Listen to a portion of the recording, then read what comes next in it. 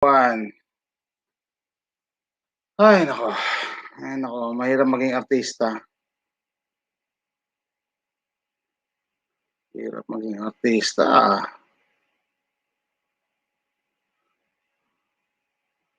Yeah.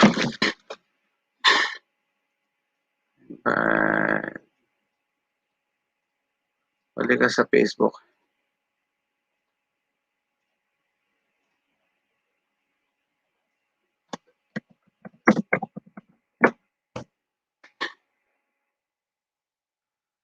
Hello.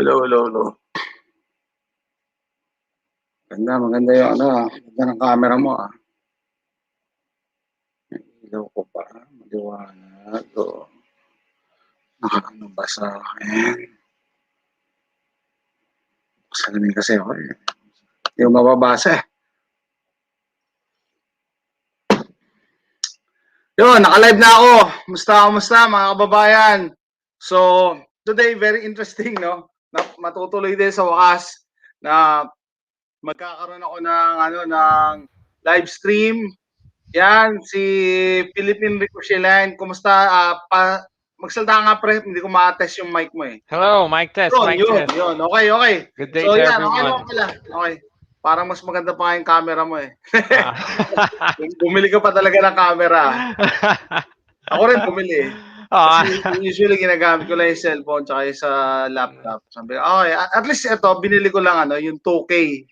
2K lang, hindi pa 4K. So, okay naman siguro. Okay lang yan. Okay lang eh. Yeah. So, mas siguro kung yung actual na information ang makukuha nila, hindi yung mukha natin. Hindi yung mukha natin. Agree ako dyan. Yeah. Speaking of, hindi ko natanong sa iyo eh. Sabi ko, ano ba, pagka nag-live stream ba tayo, ipapakita mo ba yung mukha mo o... Hindi kasi, watching your videos. Hindi, watching your videos, hindi ka nagpapakita, di ba? Ano ka? Diba? Well, it's time for that to change. Yeah. Kaya sabi ko, okay. So, sabi ko, baka mamaya gusto mo i-maintain yung anonymity mo. Okay lang. Okay lang. Sige. Pero nagustuhan ng kaibigan ko yung yung picture ng channel mo na old school na ano ba yan? Ang tawag doon? World War II ba yun yung helmet na yun? Or West German. Almost okay. World War II. Almost German, World War II. Pero West German, 1953. Okay. So, nagko-collect ka rin ba ng mga military artifacts? Mga militarya tawag. Yes. Mga militarya. Ako din eh, nagagano din. Sakto. So, sandali, mag-intro muna ako ha. Para, sure thing. Okay, so guys, tayo, naka-broadcast na ba ako sa channel ko? Yan. Teka lang, parang hindi pa ako naka-broadcast para yun. Yan, live, naka-broadcast na nga ako. Yan. So, today po, meron ako special guest, si Philippine Ricochet line. No? Naghahanap ako nung una kasi ng mga other YouTubers na Pinoy, and then ang hirap maghanap pag lalo na like guns, outdoors, camp, ang hirap maghanap. So, I'm thankful na yan, nag-respond sa message ko si Philippine Ricochet line. So, sabi ko, at least mas maganda kasi na may makakausap ako yung actual experience, no? Or yung first-hand info regarding gun ownership sa Pilipinas. Okay, ako, I've been into both countries, pero yung experience ko is before. So, iba pa, wala pang LTAP nun eh, noong time ko. So, at least fresh new info from my guests. So, hopefully, visit nyo rin yung channel niya. Ulitin ko, Philippine Ricochet line. Okay, maganda yung mga contents niya about guns. Okay, sir, ikaw naman, baka may intro ka. All right. First of all, I would like to thank you, Jason, for having me in your show. So, sa channel mo, PNY Prepper. So, I appreciate this very much. All right, so just a brief introduction about myself. Ako si Philippine Ricochet line. I'm Charles, and I handle Philippine Ricochet line. So yes, indeed, you are correct, Jason. This is indeed a channel about generally gun ownership and collecting dito sa Philippines. Mm. And the reason why I started this channel is because I wanted to have a place where we can openly discuss yung mga ano natin, yung mga gun rights natin, and talk about yung mga interesting topics about Republic Act 10591, which is essentially yung ano natin, yung gun law natin. So dito sa Philippines. So yeah, I make gun related content, kaya nga ano na kagad ano, demonetize kagad pag gun yeah, related yeah, that's content. it. Yeah, ano, yun ang sinasabi ko. Yeah. Yeah. So Galing na ako dyan. Galing na ako dyan. alright, so yun. But anyway, yeah, I hope na this channel helps a lot of people kasi I know, Jason, that a lot of Filipinos are very interested in having their own firearm legally dito sa Philippines. So I want to have a place where we can talk about these things, talk about the different topics, and how should I say, remove the mystery and the mystique around firearms, so that more Mm, knowledge for us Philippine gun owners, and alam mo na yan, foreigners na rin looking to understand Philippine gun laws, the mm, more power that, for example, Philippine gun owners have an understanding that will help them abide by laws and grow yung Philippine gun market. Kasi I think the believe it or not, in the Philippines, I think around 85% of the firearms that we manufacture in this country is actually exported to other exported, countries. yeah. Ano? I think primarily in the US. So yeah, you or foreigners are actually our biggest customers ano, sa Philippine firearms. So yeah, if you have any questions, I'll be more than happy to entertain them about Philippine gun laws, and I will try my best to answer them. Disclaimer, hindi po ako lawyer. I'm not law Oh, enforcement or yeah, police or yeah, yeah. anything. So ano lang ako, I'm just a private citizen who likes firearms. Collecting, actually not shooting. Ano, I do shoot sometimes, but I do like to collect them a lot more. I see firearms as a very nice ano, mechanical work of art. So yon. Thank you Yeah. for that chance, Jason. Okay, me too, no? So, Mm-mm. 3 points siguro ang ano, 2 points muna do sa intro mo, no? Mhm. Sabi, na-mention mo kasi na rights eh.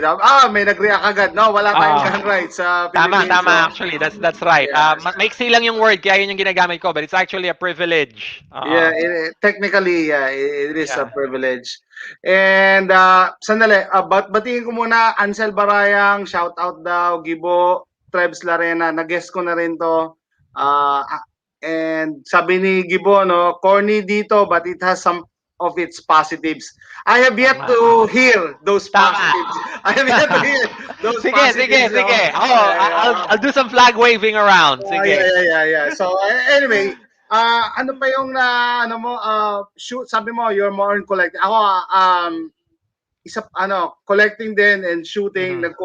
Nagko-compete ako dati sa Pilipinas pa Mhm. bago ako bumiyahe dito, no. So uh, as a background na rin, dagdag ko doon sa background ko, nag-start ako I started into firearms kasi nagkaroon na ako ng trabaho, nagkapera ako.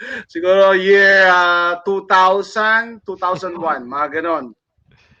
So, nag-ano ako, excuse me, nag-member ako ng Lucena Gun Club. So, ang nangyayari doon, mga kasama ko, mga may edad na, mga retirees, or may mga business, because they can afford to shoot.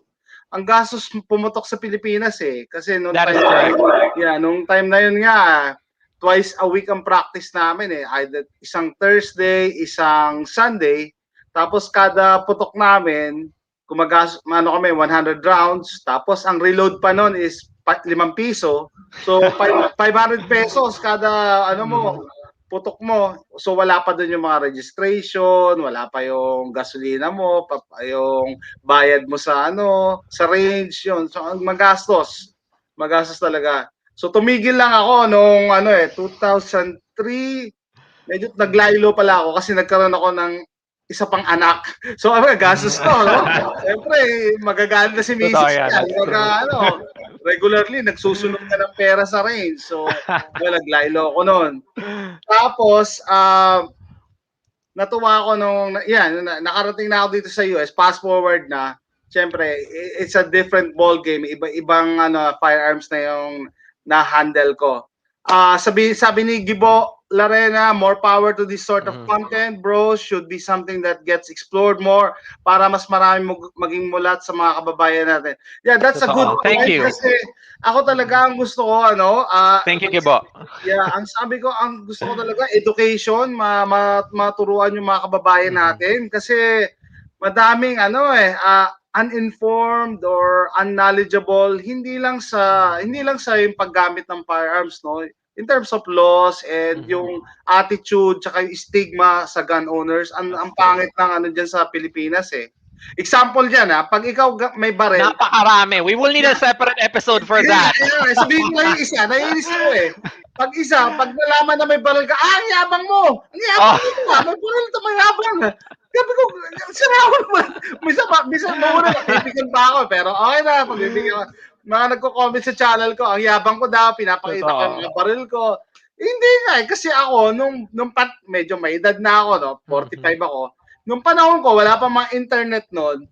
Natutuwa ako pag nakakita ko ng mga gun magazines. Titingin akong ganyan. Yeah. Parang nabubusog yung mata ko kasi nga fascinated din ako sa working features ng firearm. Actually, nung Totoo. bata ako, nangarap ako na mag-design ako ng sarili kong firearm. Yun ang aking ano nun eh. Isa Mhm. mga dreams ko. Pero yun, parang as a gun enthusiast, nabubusog yung mata ko pag nakakita ko ng baril. So, yun lang ini-impart ko sa mga viewers ko, no? Na, siguro matutuwa din sila pag nakakita sila ng baril. Although may mga haters talaga na kahit anong magandang intention mo, di ba? They will paint Totoo you as yan. a bad guy. So, yun ang isang point. And then, isa pang point pa pala doon sa intro mo, no? In terms of itong YouTube na demonetization, nung una ganyan ako, nung una, kaya puro gun videos ako and so on and so forth. Siguro, if you check my channel out, siguro 3/4 ng videos ko, puro guns or gun-related, no? Ang Mhm. problema nga, dinidemonetize ni YouTube, so That's true. minsan ang hirap mag-produce. Sinabi ko na yun produce, kasi it takes time, yung effort mo, and money, sometimes, most of the time pala, kasi yung gastos mo sa gas, pagkain, lodging minsan, pag malayo, plus yung ammo, napakamahal ng bala. That's So, true. minsan, hindi cost effective. Samantalang ibang YouTuber, harap lang sa camera, magsasalta lang na magsasalita, oy, million views na agad. We're not like that, no? Hindi tayo ganon. Iba, Mhm. naglalaba lang eh. Million views na eh. Million views na eh, di ba? That's true. Hindi tayo ganon ka-sexy, tsaka ano eh. Kaya sabi ko, okay, haluan ko. So, that's the reason that I do other stuff, yung other hobbies ko, to get under the radar ng YouTube. Mhm. Yeah, at least it's working, pero uh, it's not paying off na pero at least hindi ako ganong napag-iinitan pagka ganon. And then ano ko din yung mga hobbies ko. In the future siguro pag malaki na yung hobbies ko, ay yung channel ko, masi-separate ko na siya na ito puro guns lang, ito puro Mhm. camping lang. Ganun ginagawa ng iba eh. Kasi like yung malalaking YouTubers dito, si Hank Strange last time, sinat down yung channel niya. 100,000 plus subscribers, sinat down yung Grabe. channel niya. So kung hindi lang marami siyang koneksyon, maraming kakilala na umapilay, malalaking channels din, para binalik yung channel niya. Tapos ngayon, ang ginagawa niya, yung Hank Strange, puro guns lang yon. Tapos ngayon, nag-start siya ng isa pang channel na puro kung ano-ano, camping, RV, mga ganon, to be on the safe side. So, kasi just like that, pwede tayong i-delete ni YouTube eh. That's Pag true. wala tayong magagawa kasi, di ba? This is their business. Yun. Si Gibole, merong mga channel nagpapaawa as poor Pinoy something and foreigners are eating it all up. Mga kanya-kanyang gimmick nga sa YouTube eh. Pero, Oh. yeah, kanya-kanyang gimmick. Pero ito talaga sabi ko, yung channel ko na Jose Rizal Adventures, kaya Mhm. nakapag-Tagalog, Mhm. dinededicate ko to sa mga kapwa ko Pilipino, no? Kasi mas nakakapag-relate ako. Kasi may isa pa akong channel, yung PNY Prepper, yun yung English channel ko. Yung Jose Rizal Adventures, para makapag-relate ako and then makatulong din ako sa ibang mga kababayan natin. Lalo-lalo na, kayo, di ba? Lockdown. So, what else can you do? 'Di ba? Manood ka lang sa YouTube, 'di ba? So, let's get the ball rolling siguro. Ano na yung mga set of questions natin? All right, sige. So I send you some questions. Sige, we can go and go through that, or we can go with if you have any questions in mind, I'll be more than happy to entertain them for you and the audience. Sige, walang Yeah. problema. Let's just Let's go through go. them and then from time to time, let's check the feedback ng audience. Baka mayroon Mhm. silang additional then papasok na lang natin. So, Mhm. at least ito si Charles may pinipre na nag-prepare talaga. na sabi ko, anyway, sabi mo daw, what do you us or Mm. Americans think of Philippine gun laws? Of course, siyempre, coming from a free country, free state, Mhm. di ba? It's very restrictive yung gun laws nyo. Meron kasi kayong gun control. Meron kayong gun control. So, isa na dyan si Senator Lacson, number one na That's true. That's true. Oh. proponent ng gun control yan eh. So, very restrictive and to the point na ano ba yung gusto kong yung term na it doesn't make any sense. Parang ganon. Mhm. Fair enough. Fair enough. Uh, why did I say that? Kasi example, Senator Lacson is pushing na instead daw na aarmasan ni PRRD yung mga civilian, higpitan na lang daw yung yung gun ownership, i-suspend yung mga PTC, ganyan. So that's why I'm saying na it doesn't make any sense.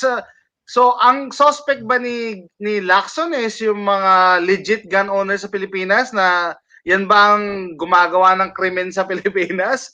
It doesn't make any sense na yun ang pag-iinitan niya palagi na pag may kaguluhan, ang solusyon niya is gun control, Mhm. which by data or statistics, either Philippines or US, basta legit gun owner ka, licensed gun owner ka, napakaliit ng chance na ikaw yung perpetrator or yung bad guy. So, may mention ko na, dito sa US nga pag nalaman na meron kang permit to carry a firearm, pag may nalaman may permit to carry the firearm, kinukonsider ka ng police na na as a backup. Mm, Kakapi ka. deputized. Kaya kakampi Kumbaga, ka. oo. Kakampi ka. Ibig sabihin may mindset na sila, hindi to kalaban. Sa Oo. Pilipinas pala, pag sinabi, may baril ka, kukwestiyonin ka, i-hassle ka, to the point na, bakit ako ba yung suspect nyo? Ako ba yung suspect? Di ba? Yun ang So, mention ko lang, dahil sinabi mo na, Mm, what we think of Philippine gun laws is very mm. restrictive to the point Okay, that it that's doesn't true. make any Okay. sense. Di ba? And what what do people here think of Philippine gun culture? Siyempre, for us, you have a long way to go. You have a long way to go in Mhm, terms of gun ownership, di ba?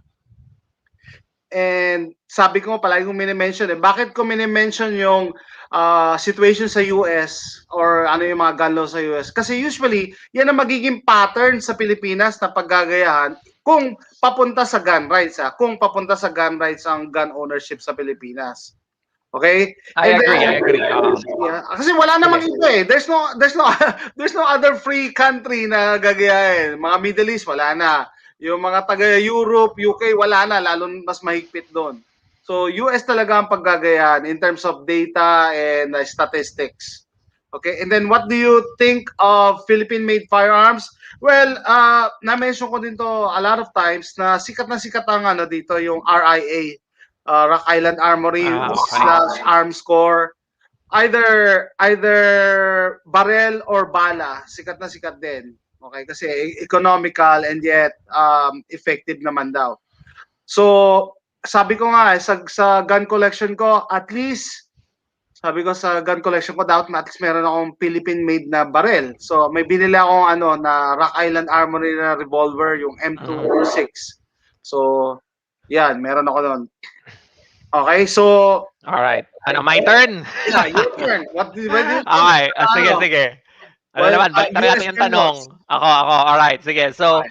all right. Thank you for your input, Jason. So, first off, what do I think of US gun laws? Okay. So, this is a very complicated question because napakaraming US gun laws and we have Yeah. to sort out yung pro-gun versus sa anti-gun states, yung red Uh-huh. and blue states.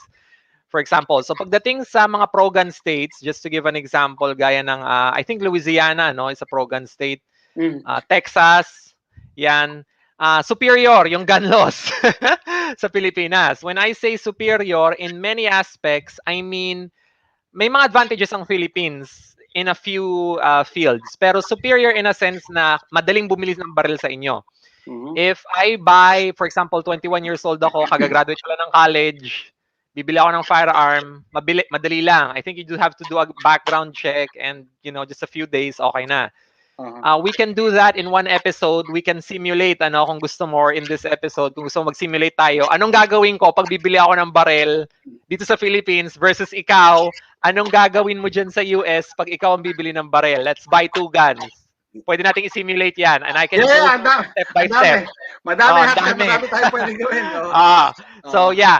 So sa pro-gun states, I think we are superior. Sa pro-gun states, you are superior sa Philippines sa maraming aspects. Not all. There are a few items na I think mas okay pa rin sa Philippines. For example, yung barrel length restriction sa atin din sa Philippines, wala tayo nun. Yeah, that's true, Yun. that's true. You can have any firearm on any barrel length na gusto mo. Usually, for example, if you go straight to the manufacturer, you tell them that this is what you want, they will do it for free. So, okay na yon.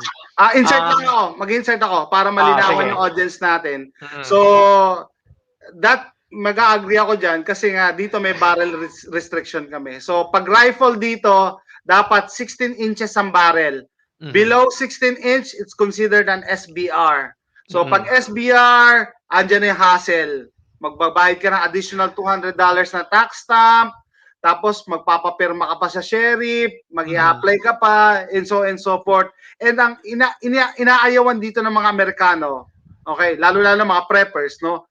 Ayaw yung ganong may paperwork kasi nga magkakaroon ka ng record. So, like Texas, wala kaming registration.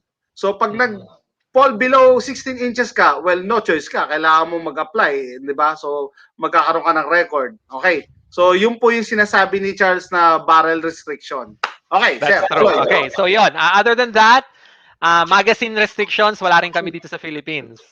So, kahit anong magazine yan, kahit ilang daang rounds pa yung laman yan, libre yan, okay yan. No one's gonna bother you for it. So, yon. These are 2 items na alam ko. Sama mo pa, isa pa, suppressor. Suppressor, yon. Exactly. Wala kayong restriction. That's fine with dito sa atin walang ano doon, walang issue 'yan. So, these 3 things are superior sa maraming aspects sa US. That said, malaki pa rin yung lamang ng US kasi sa inyo dyan sa Texas pwede ka magkaroon ng Beretta 50 caliber rifle. Yeah. Barrel. Sabi dito meron tayong limitations ng caliber and it's temporarily suspended. So anyway, yon. Pro-gun states superior sila sa Philippines. Anti-gun states gaya ng California, gusto bang pag-usapan pa natin yan? Mas bulok pa. Hindi, mas bulok pa. Totoo, napaka-bulok talaga.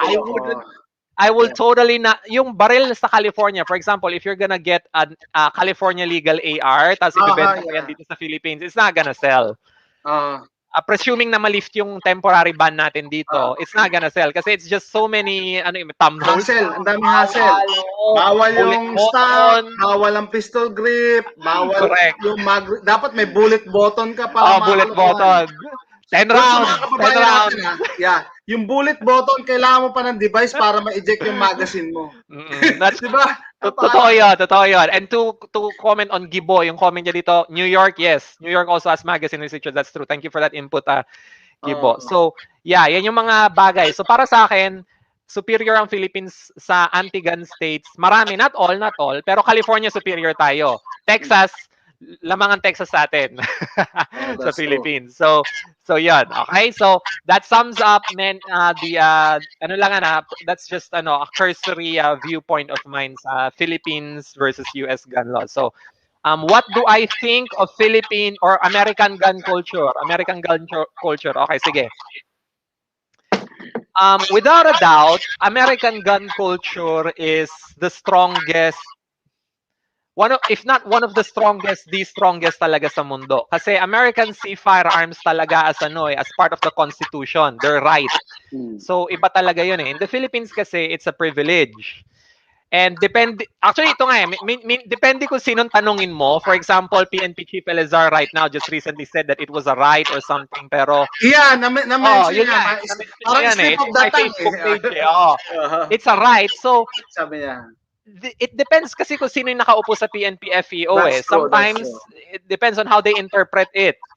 But sometimes if it's pro-gun, sabi nila it's a right, pero if it's not, it's a privilege. Ah, So I'm not gonna go into that, mahabang discussion yan, pero American gun culture has this ano talaga no, has this strength of belief na talagang right nila yon. And that is a very good thing kasi sa Philippines kasi I mean napapansin ko sa atin medyo ano tayo medyo very timid pagdating sa gun laws. If the anti-gun people make their move, and yes, there is an anti-gun lobby here in the Philippines.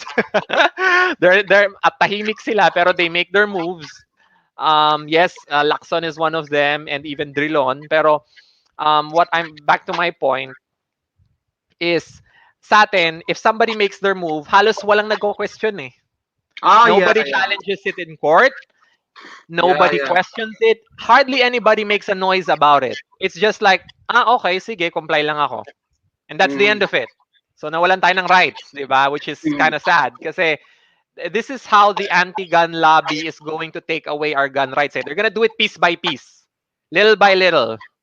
So I think that's the same thing din sa ginagawa nila sa US. So yeah, no doubt about it, yung ano natin, yung American gun culture is good. It's not I don't think that American gun culture is perfect, pero it has a lot going for it. Maraming issues, maraming advantages. So that's gonna be a very long discussion for another time. So I'll just move on to my next question over here. So what do I think of US made firearms? Um I think this is no question to our audience. Um the US gun market is the biggest in the world by a huge, huge margin. The size of the gun market there is far superior, and that affects yung quality ng firearms na meron sa market. I think the US gun market is very much mature, far more mature than I think, for example, sa Philippines. And this affects yung quality ng firearms na pinoproduce ng US. I think that the best guns in the world, most of them, if not all, come from the US. But I also think that the US produces some really bad guns. Gaya ng mga and this is a product of 922R eh. Kasi yung rule sa US na meron tayong 10 parts only lang yung i-import dyan. Tapos minsan palpak yung pagkaka-assemble, it can create problems. Mm. But generally, I think that the quality of firearms there in the US, marami sa kanila, it's just superior in quality. Pero yung sa Philippines, compared to the Philippines, sa atin naman, high value. Mura. So pabor na pabor sa market sa Philippine market, and at the same time sa ating mga low cost, low budget na shooters na pabor na pabor. So that's how I feel about it. Sa US, really great guns, and some of the poorly made guns, pero that comes with the big market eh. You get Yeah, a wide masyadong range malaki. of them. Oh, sa Gustong Philippines kasi, mag-cater niya. Yeah. that's Gusto true. niya cater sa lahat. Yon.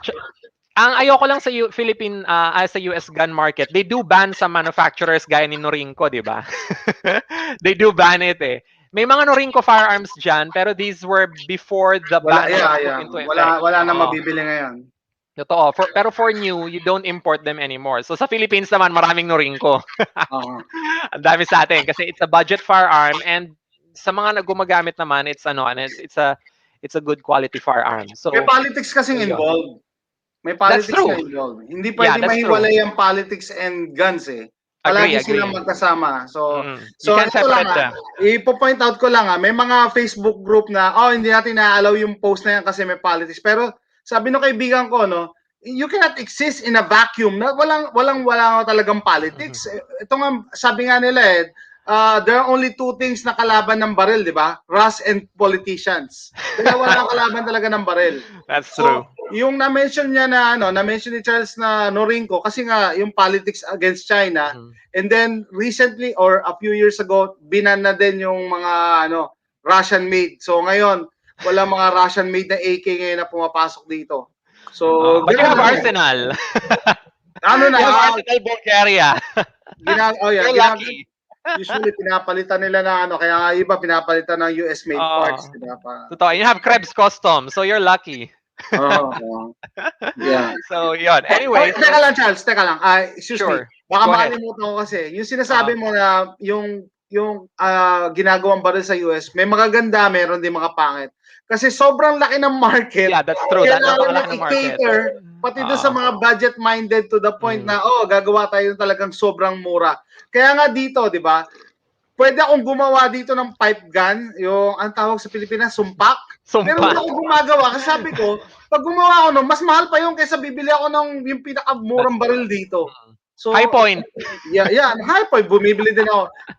Kasi dito rin, examples, prepper mindset, no? Mhm. Bumibili kami ng mga budget firearms talaga, yung mga mura lang. Para pwede mo ikalat sa kada kanto ng bahay mo or sa bag out location mo, maglagay ka din doon ng baril. Kasi sobrang mura niya eh. Yung pinakamura ko nga nabili last time sa $97. So parang wala pang 5,000 pesos kung Mhm. i-convert mo, di ba? So napakamura niya. So it's up to you. Siguro yun yung inaano ng types of economy na ano meron kang pwedeng ibenta dito sa Mhm. pinakamababang level and kung may budget ka, yung pinakamataas. Mhm. So pinakamataas naman, example STI, made in Texas, never ako makabili ng STI. Sobrang mahal, hindi ko ma-justify. K-bot! K-bot guns! Ganyan, hindi ko ma-justify. So, it's up to you talaga. Pero kasi nga, malaki yung market, it's nasa sa iyo kung anong gusto mong gawin sa pera mo. Parang gano'n. Meron kang That's option. You have the Mhm. option to do it. Oh, okay, sir, tuloy. Okay, so yan. Just to attend to our audience questions over here. June, tama yan. Sherwin, yeah, medyo mahirap talaga dito sa Philippines. That's part of the that's part of the challenge that we have. But we have to comply with the law. And yung input mo naman, Gibo, na yung 5K pesos, baka pang LTAP mo pa lang yan na entry level. Yes. Yes. Yung iba nga 6,000. Actually, yeah, if you're gonna get a Type 1 license, you will generally you need to have around 5K set aside. You probably won't spend all of it, but you will get pretty close kasi it's like 1,000 for the license, 200 pesos for the card, plus yung drug test, yung firearm safety certificate, which requires live firing, and then yung police clearance, which also requires a fee, and then Euro. yung Euro. neuropsychiatric exam, and you have to pass the test. You have to be interviewed by a PNP psychiatrist. So, yeah, magastos talaga siya, Gastos mo pa na unfortunately. lunch, pamasahe. Pamasahe mo pa, pangkain mo pa, Uh, magli-leave ka pa sa work because you cannot do that yeah. on a weekend. You have to do Uh-huh. it on a weekday. And if by the time you qualify for a firearm here in the Philippines, it is expected that you already have work. So that's a requirement. Oh, that's a Okay. requirement. You have to have a source of income. Either you're a businessman or you're like me, an employee. You have an ITR, yung income tax return, and you have to submit that as proof of income or a payslip. So required yon. You can't be you cannot. That's one of the requirements. So So yon. magko-comment lang ako dyan. So ibig sabihin, yung requirement na yan, it's anti-poor. Anti-poor siya. Kasi, You could say, actually, di wala ba? namang stated na income eh. So, even if napaka-poor mo, pwede ka mag-qualify ng firearm. Pero yes, Kailangan may it's still a trabaho ka eh. hassle. Oh, it's still a Oh, hassle. oh. Not trabaho, but source of income. So, pwedeng businessman. Kahit tindero ka sa Oo. palengke? Kailangan mo ng income tax return. Oh, yun. Yun nga Yeah, alam, may paperworks eh. that's Kailangan true. may That's ano true. eh. Oh, so hassle talaga siya, which is talaga challenge. Pero I mean, when RA 105, alam mo, we need to have a separate episode, Jason, regarding this, kung how the RA 10591 inception. Because I was there when RA 10591 was first implemented. I wasn't part of the discussion nung ginawa yung batas na yan, pero the anti-gun lobby actually had a huge say in it. Okay. Kaya ganito siya That's why. kahirap. That's why. This is It this explains is everything. something that you should know from the get-go because this is something na na importanteng malaman nating lahat dahil they had a huge say in it. Yeah. And sadly, because of the lack of knowledge about Philippine gun laws, there was Progan was there. I think nung there were deliberations on RA 10591, pero the anti-gun lobby was very strong there, and as a result, naging ganito siya kahirap. So this was the Pinoy's time. Kaya ako, Uh-huh. hindi rin ako agree kay doon sa ginawa ng administration ni Pinoy. He did a good job in making the law because prior to this, the laws were more labyrinthine. Ah. Pero ang daming nawala. Kasi doon sa dati nating firearms laws, you could own fully automatic assault rifles. Okay. If prior to our Republic Act 10591, you could own fully automatic assault rifles. The only drawback to the previous law, actually hindi nga siya law, it's more of an presidential directive or executive order. Mhm. RA 10591 talaga is the first to have ever gone through both houses of Congress as far as I can tell. Pero yung sa ano natin noon, before in the old gun law, ang limitation niya is you could only own one short or one long or depende kung sino yung Yeah, nakaupo, yeah, parang sometimes gano'n. nagiging too long or too short. So Mhm. maximum lang ng 4 firearms. Sa Mhm. bagong gun law natin, if with the Type 5 license, and for our viewers here, there are 5 types of licenses. Generally, we have Type 1, Type 2, Type 3, Type 4, Type 5, and then we also have sport shooter license. So, I think there's a reloader license. And yes, meron ding airsoft. Pati airsoft. Pati Merong, airsoft. no, the one in airsoft is not a license. It's more of a one-time registration fee of Registration, yeah. 200 pesos, and then that's it. So back to my point, sa Type 5, with the Type 5 license, you could theoretically own an infinite number of firearms. Kasi ang Uh-huh. definition niya is 15 or more. So you could have as many as you want. So yun yung napakalaking advantage over the old law. Pero nakakalungkot lang na yung select fire weapons ay pinagdamot nila, no? Nawala, oo, nawala Because siya. those are extremely fun. I mean, say what you want about full auto fire being wasteful or dangerous, Uh-huh. 'di ba? Pero it's fun if you shoot it safely. So sana na ibalik 'yon, pero naging semi-auto na lang tayo. So that was unfortunate. Yun ang So isa pang 'yon. advantage niyo dati sa US eh. Sa US kasi bawal pa. Exactly. Yeah, isa pa yun eh, No, nawala. pwede sa inyo ngayon, pero they're investment items eh. Full select fire weapons, there are investment Malaking items that pera eh, are sobrang mahal. very Sobrang mahal. expensive. Yeah, it's very Totoo, very expensive. expensive because of the 1986. If I remember, I'm not sure how the Firearms Owners Protection Act yata eh, yung 1986 niyo eh. Kasi di ba Panahon ni 1926, Bill Clinton yata yun. ah or was it Reagan? I'm not sure eh, hindi ko maalala. But anyway, 1936 sa US, National Firearms Act, and I think 1968 yung NFA. Gun Control Act or something, tapos Ah. Firearms Owners Protection Act, tapos dyan na pumasok yung 922R and anything. So anyway, sa Philippines naman, it all changed nung implementation niya early 2013. And nung in-implement nila yung RA 10591, actually ang tagal bago nila na-implement yun eh, because a lot of time they had to overhaul yung system. Uh-huh. And there was still a lot of, full auto firearms in the market noon. So yon. Anyway, that will be a discussion for another time. Magandang usapan yan. Anong nangyari nung in-implement nila noon and how we are today. So I can give you an accurate, I can give you a summary of what happened. Pero may question yeah, ako yun dun nga sa yun. may question ako dun sa sinasabi mo Type 5. Pag Type Yeah. 5, how many firearms ang pwede mong bilhin? 15 or more. But then, kada isa nun, i-register yun. And then That's kada correct. isa nun, i-renew mo. Yes, exactly. And So napakamahal. Who has the money? Yan ang next question ko. Who has the money to do that? Diba? If you have 100 firearms, you have to renew them individually. Every registration. The license, ang registration dito sa Philippines lasts for 4 years. So parang kotse siya. In a sense na may license ka, may car registration, separate renewal siya, effective 4 years. And the license, regardless of what type, pwede ka ng 2 years. License ng owner. License ng owner yon. Yeah. So, if you renew the firearms license, you have to go through some, but not all, nung dating requirements nung first time na nag-apply ka. Mas madali di hamak mag-renew kesa sa mag-apply ng bago. Okay. However, like I said, point mo being anti-poor, magastos talaga siya, and you do have to set aside time to renew it. Yan ang hindi ko maintindihan. Excuse me. Hindi ko maintindihan, no? Bakit, let's say na, this is for gun control and for safety and whatever. Meron ng license yung person. Bakit kailangan i-register pa yung firearms individually? Diba? Yun ang hindi ko maintindihan. Bakit individually? Hindi ba dapat naka-tie up sa'yo yung mga serial numbers niyan? Diba? Dapat naka-tie up na lang sa, bakit individually pa i-register? Anong purpose?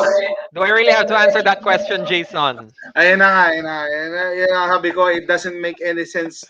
Kung, Do I really have to answer yeah. that? Do you really want me to answer that Hindi question, nga, kaya nga, Jason? sabi ko You nga, get the answer. kung You already talagang, know the answer to that yeah, ang already. intention is for public safety. Hindi ko magets nung ano, Oh, mga ganun, ano. Kung talagang yon. gusto nilang ano, protektahan yung mamamayan. Mm.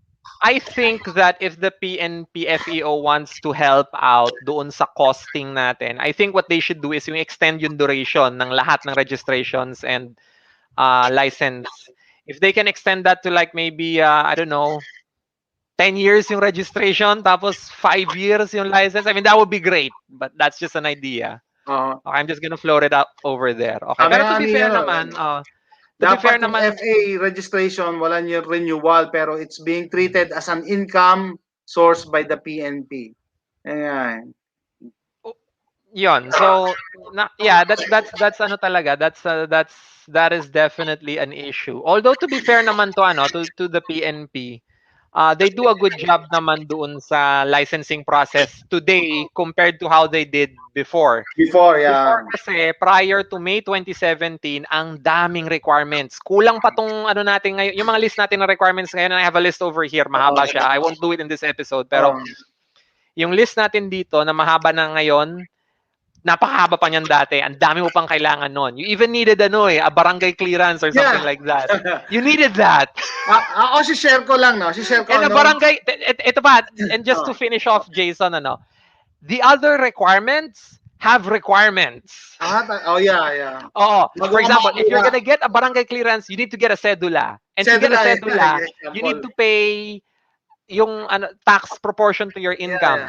So, the other requirements have their own requirements. So, it's not Aha. a one-off thing na minsan mo lang lalakarin yun. For example, the NBI clearance before na nag-exist, ngayon wala na siya, no? So, great job PNP, FEO, pero nung nag-exist siya dati, napakatagal lakarin ng NBI clearance. And if you have a hit, you're gone for a long time. I mean, maghihintay ka ng 3 months pag may hit ka. So yon, back to you, Jason. Pangalan mo. Okay. So, share ko lang, no? Teka, sabi ni Gibo, FA registration renewal doesn't make sense if the owner does not even change. Yun nga eh. Hindi ka naman nagkasala, hindi ka nakulong, law-abiding citizen ka. Bakit hindi ka rin nagpalit ng address? Dapat nga, change of address, wala lang, ano lang yun eh. Technical ano lang yun eh. So, bakit kailangan mag-register ka uli or mag-renew, di ba? The point it makes sense to renew a registration is when there is a change sa owner. Yeah, that's true. Okay? Sabi ni Mukhang Laro Channel, hindi pa literate ang Pinoy sa guns. That is true. Meron tayong mga kababayan, so sad, na I agree. magpapasalamat na lang na, at least may baril ako. Kaya nga yung ibang gun owners sa Pilipinas, hindi na pinupursue ang gun rights eh. Kasi they're thankful already, may baril ako. Na hindi na nag-explore na para palawigin pa yung gun rights, no? Si TNM second 6,000 daw per year ang renewal, 6.2. Okay? Parang COVID response lang yan, di rin pinag-iisipan. That is also true. Kaya nga sabi ko, very questionable yung gun laws natin sa Pilipinas na to me, it doesn't make any sense having lived on both sides of the world, no? I-share ko lang yung una kong barel, paano ako nakuha. Wala pa yung mga LTAP ni Pinoy, no? So dati, nagpunta ako sa Mega Mall gun show, nakita ko yung shooters, nagandahan ako, binili ko yung Sam Falcon nila, no? Tapos nag-down lang ako ng 500. Tapos ang requirement sa akin noon is kailangan daw member ka ng gun club. Kasi ang reason is 45 ACP. Pag daw 40 yung caliber, in terms of caliber, pag mas mataas daw caliber, dapat member ka ng gun club. So, ginawa ko doon sa Mega Mall, meron doon gun club, nag-sign up lang ako, nagbayad, pero never ako nakapasok doon sa gun club na yon. Tapos, nag-require sila ng, cedula, barangay clearance, tapos, proof of employment. So, nagtatrabaho ako nun sa Unilab, no? Pumunta ako sa secretary namin, humingi ako ng proof of employment. Sabi sa akin, tinanong ako, saan mo gagamitin? Kasi po may bibili na akong baril eh. Ay, hindi pwede yan. Nabigyan sa akin ng employer ko, ng secretary. So, ang ginawa ko, nagpahinga muna ako. After one day, bumalik ako doon. Sabi ko, ma'am, iipo sana akong proof of employment eh. Saan mo gagamitin? mag-apply po akong credit card. Sige. Hindi, parang it doesn't make any sense di ba? So, ganun lang. Tapos, na-acquire ko na yung firearms ko, Uh-huh. no? At that time, ang sabi, basta ang naano ko lang yung caliber Pag kasi daw, yung caliber, ginagamit ng mga kapatid natin na nakikipaggera, yun daw ang sidearm ng Philippine Army or what. So, kailangan daw mag-gun club ka. Pero, at that time, wala yung mga neuro test na yan, wala yung mga gun safety seminar. That's true. Usually, babayaran mo na lang tapos pipirmahan na. 'Di ba? So ganun lang sa akin yung experience ko nung pagbili ko ng firearms that time. Ano ba naman yun? Early 2000. Okay, so that's ano lang, I will just add itong Sherwin Ona, yung comment mo, parang COVID response lang yan, di rin pinag-iisipan. Actually, I will tell you right now na lahat ng requirements natin na napakahirap sa LTAP, pinag-isipan yan by the anti-gun people. Pinag-isipan nung kabila. Pinag-isipan nung kabila. Yeah. Nothing happens in the vacuum pagdating sa anti-gun laws. I mean, pagdating sa anti-gun lobby, everything na pinagdadaanan natin ngayon is a product of the anti-gun lobby's efforts. To be fair, ang PNP-FEO, marami sa kanila, majority, I wouldn't say all dahil hindi ko naman sila lahat personally kakilala, pero marami sa mga kilala ko rin na police, very pro-gun. However, gaya nga nung sabi ko, the anti-gun lobby, a lot of them politicians in the Senate, House of Representatives, talagang they pushed hard to make firearms ownership as very hard as possible. Kaya yung requirements natin ng firearms licensing, mas mahirap pa dihama kaysa sa kumuha ng passport. That's true. Okay. Sobrang hirap niya. So, pero napansin ko lang, Charles, no? Bakit kung active ang anti-gun sa atin, yung pro-gun hindi ganun ka-ingay? Parang ganun. PNY Prepper, you might want to set aside a 4-hour discussion for that.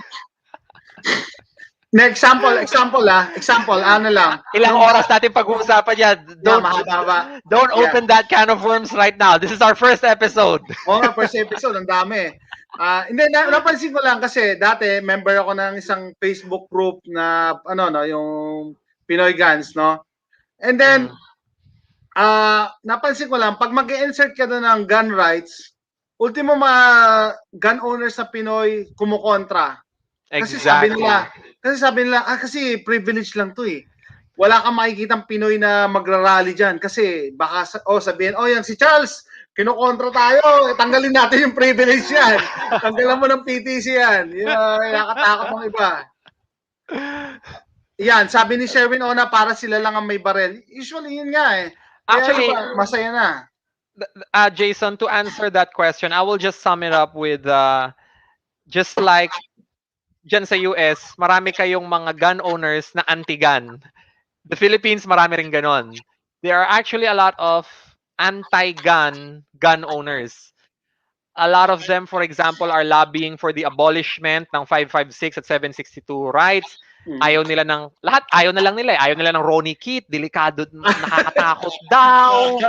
Ayaw nila ng mga 22 TCM, malakas daw. Ang dami, bakit daw ang daming baril? Bakit daw dapat daw lahat type 1 license na lang para 2 baril ka lang, 'di ba? Kasi type 1 license 2 firearms only. 'Di ba? Delikado daw pag maraming baril, baka daw gumawa ng private army, 'di ba? Maraming ipokrito sa Pilipinas, that is true. That is true. So it's the same there sa US where you have a lot of people that are, betraying yung Second Amendment. Dito sa Pilipinas, we also have a lot of Filipinos that are actually working to lose yung yung gun rights natin.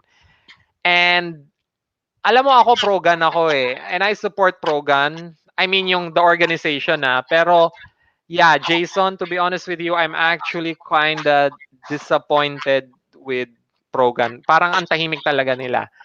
To be fair, malaki ang tulong ng pro-gun. Nagme-message ako sa kanila, hindi sila nagre-reply. Me too. Pero to be fair, malaki ang naitulong ng pro-gun lawyers or pro-gun related lawyers. And just to give you an example, there was this lawyer, I think forgot his name eh. Anyway, pero ang ginawa niya, uh, itong si lawyer na to, ang ginawa niya, he challenged in Supreme Court yung petition, yung rule ng PNP na PNP can just randomly go to your house without a Nakakatok. warrant of arrest Aha. and inspect yung mga firearms mo. And they won. So, Oh. hindi pwedeng gawin ng PNP yon. So, to be fair, may naitulong sila. Aha. Pero, sadly, parang walang nangyayari sa kanila recently. They didn't. And parang nagpo-post lang sila sa Facebook pag New Year. Yeah. Tapos sinasabi nila, huwag mong paputok ng firearms sa sky dahil baka may mapatay ka pag bumaba ang That's true. bala. Sino Oh napakatahimik? my God, parang like, may bayad ba ang post sa Facebook? Why do you have to Yeah. do, parang napakatipid ng post nyo, tol. Can you do a little bit more That's than this? true. I mean, Yeah. ako tamad ako mag-post sa Facebook sa Philippine Ricochet line, but damn, dude, I post a lot more than they do. And I'm just one guy. That's true. That's true. Diba? So yun, sadly, we have to admit na may mga issues talaga that have to be addressed. And I'm trying to be as diplomatic as possible dito sa mga bagay na to. Ayoko magmura, ayokong magturo or anything. Pero talaga, the pro-gun group here in the Philippines talaga is really lacking, which leaves people like us who have to do the heavy lifting sa awareness and hoping that finding allies to push back and expand yung gun rights natin dito sa Philippines, because I think that, to be fair naman, to Republic Act 10591, nakakainis, maraming mahirap magpa-license talaga, medyo hassle. Pero to be fair naman, the Philippines is the most pro-gun country in Sa pretty Asia. much all of Southeast Asia, Southeast Asia. including East Asia, Aha. and pero hindi buong Asia, kasi Pakistan has more Oh, yeah. has more rights East Asia than we lang do. pala. In Pakistan, you could own fully automatic weapons, even on RPG, legally. Oh, yeah. Yun, Afghanistan, then you could do all of those things. Pero they're part of Asia, so I can't say all of Asia. Southeast Asia, yes. Okay, so panalo pa rin tayo sa maraming bagay. Pero yun nga, I want na sana ma-expand natin to. And the reason why I believe this way, Jason, kasi is 99% ng gun crimes dito sa Philippines comes from unlicensed guns. Sabi ko nga, di ba? It does not Statistics will come, show. totoo, Yeah, from science is on our side. Oo. Science suggests na 99.9% ng lahat ng gun owners, we don't do crimes. Okay? So why are we being punished with these restrictions? Similar sa US yan. Yeah, Similar sa another US. example, ito swerte kayo sa US, wala kayo nito. COMELEC gun ban. Yeah, isa pa yan. Wala kayo niyan. So yeah, pag COMELEC gun ban, everything you can carry. Hindi ka pwede mag-PTC FOR, kahit may PTC FOR, which is yung permit to carry natin. You can carry firearms outside your house.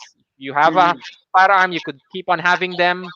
Pero the drawback kasi here is, Jason, and marami sa mga audience members natin dito ang makaka-relate nito. You pay for the license kasi. And the PTC and the COMELEC gun ban usually lasts for at least 6 months. So if you're paying for a 2-year license, like sabi natin gumastos ka ng 5,000 pesos for a 2-year license, and 6 months nun nawalan ng halaga yung license mo, hindi mo siya magagamit eh. Yeah. You pay for nothing. So sa 5,000 pesos mo, parang nagtapon ka na ng 1,500 pesos. Parang sinunog mo na yon. So that is one of the talaga of the drawbacks that we have to to address. And COMELEC gun ban is a law. So we cannot just, wave it away just like that. Hindi. It's part of the law thanks to the anti-gun lobby. So I really hope na pro-gun politicians, kung sino man kayo, and I'm sure there are very few of you, diba, can do something about that. And there are and marami pang ibang nangyari. For example, here in the Philippines, Senator Amy Marcos just recently filed a bill to ban yung yung 3D printed firearms, which is parang, is there even anybody doing that here? 3D printed firearms? Yeah, yeah. I have Para never seen a 3D printed firearm here in the Philippines, pero inuunahan nyo na. yeah, para ano, It's like, sumakasakay siya sa ano, gun oo nga control eh. dito, dinadala niya na diyan. Oo eh. I think that was a support, Senator Dianne Feinstein dyan sa US, I think is one of the supporters ng ano eh, na anti-gun, tsaka yung doon din sa Yeah, ano eh, yeah. doon sa 3D That's printed true. thing. There's also that thing eh. Actually So ako yon, oo. meron akong 3D printer. Meron nga din akong 80% lower ng Glock Oo. 17. Pero hindi ko binubuo kasi mas mahal nga pagka ginawa mo 'yon. That's Mas mura true. pa pag bumili ka na lang eh. Oo, totoo. So what's the point? That's true. And here in the Philippines, we can get knockoff Glocks made by Yeah, yeah. Norinco. Mm. I mean, kung gusto mo ng Glock, magti-3D print ka ng Glock, and you really wanted one, just buy a Norinco. I mean, they're Oo. available for a very low price. You get a Oo. Glock for much less. And I'm not Mm. promoting intellectual property theft or anything, pero I mean, you gotta be fair to Norinco. They're really selling their guns for cheap. Yeah, So, sabi ni yun. Gibo, mas mahal daw mag 3D print dito. Actually, maski sa US, mas Oo, mapapamahal ka. oo. Kasi bibili mo yung parts individually.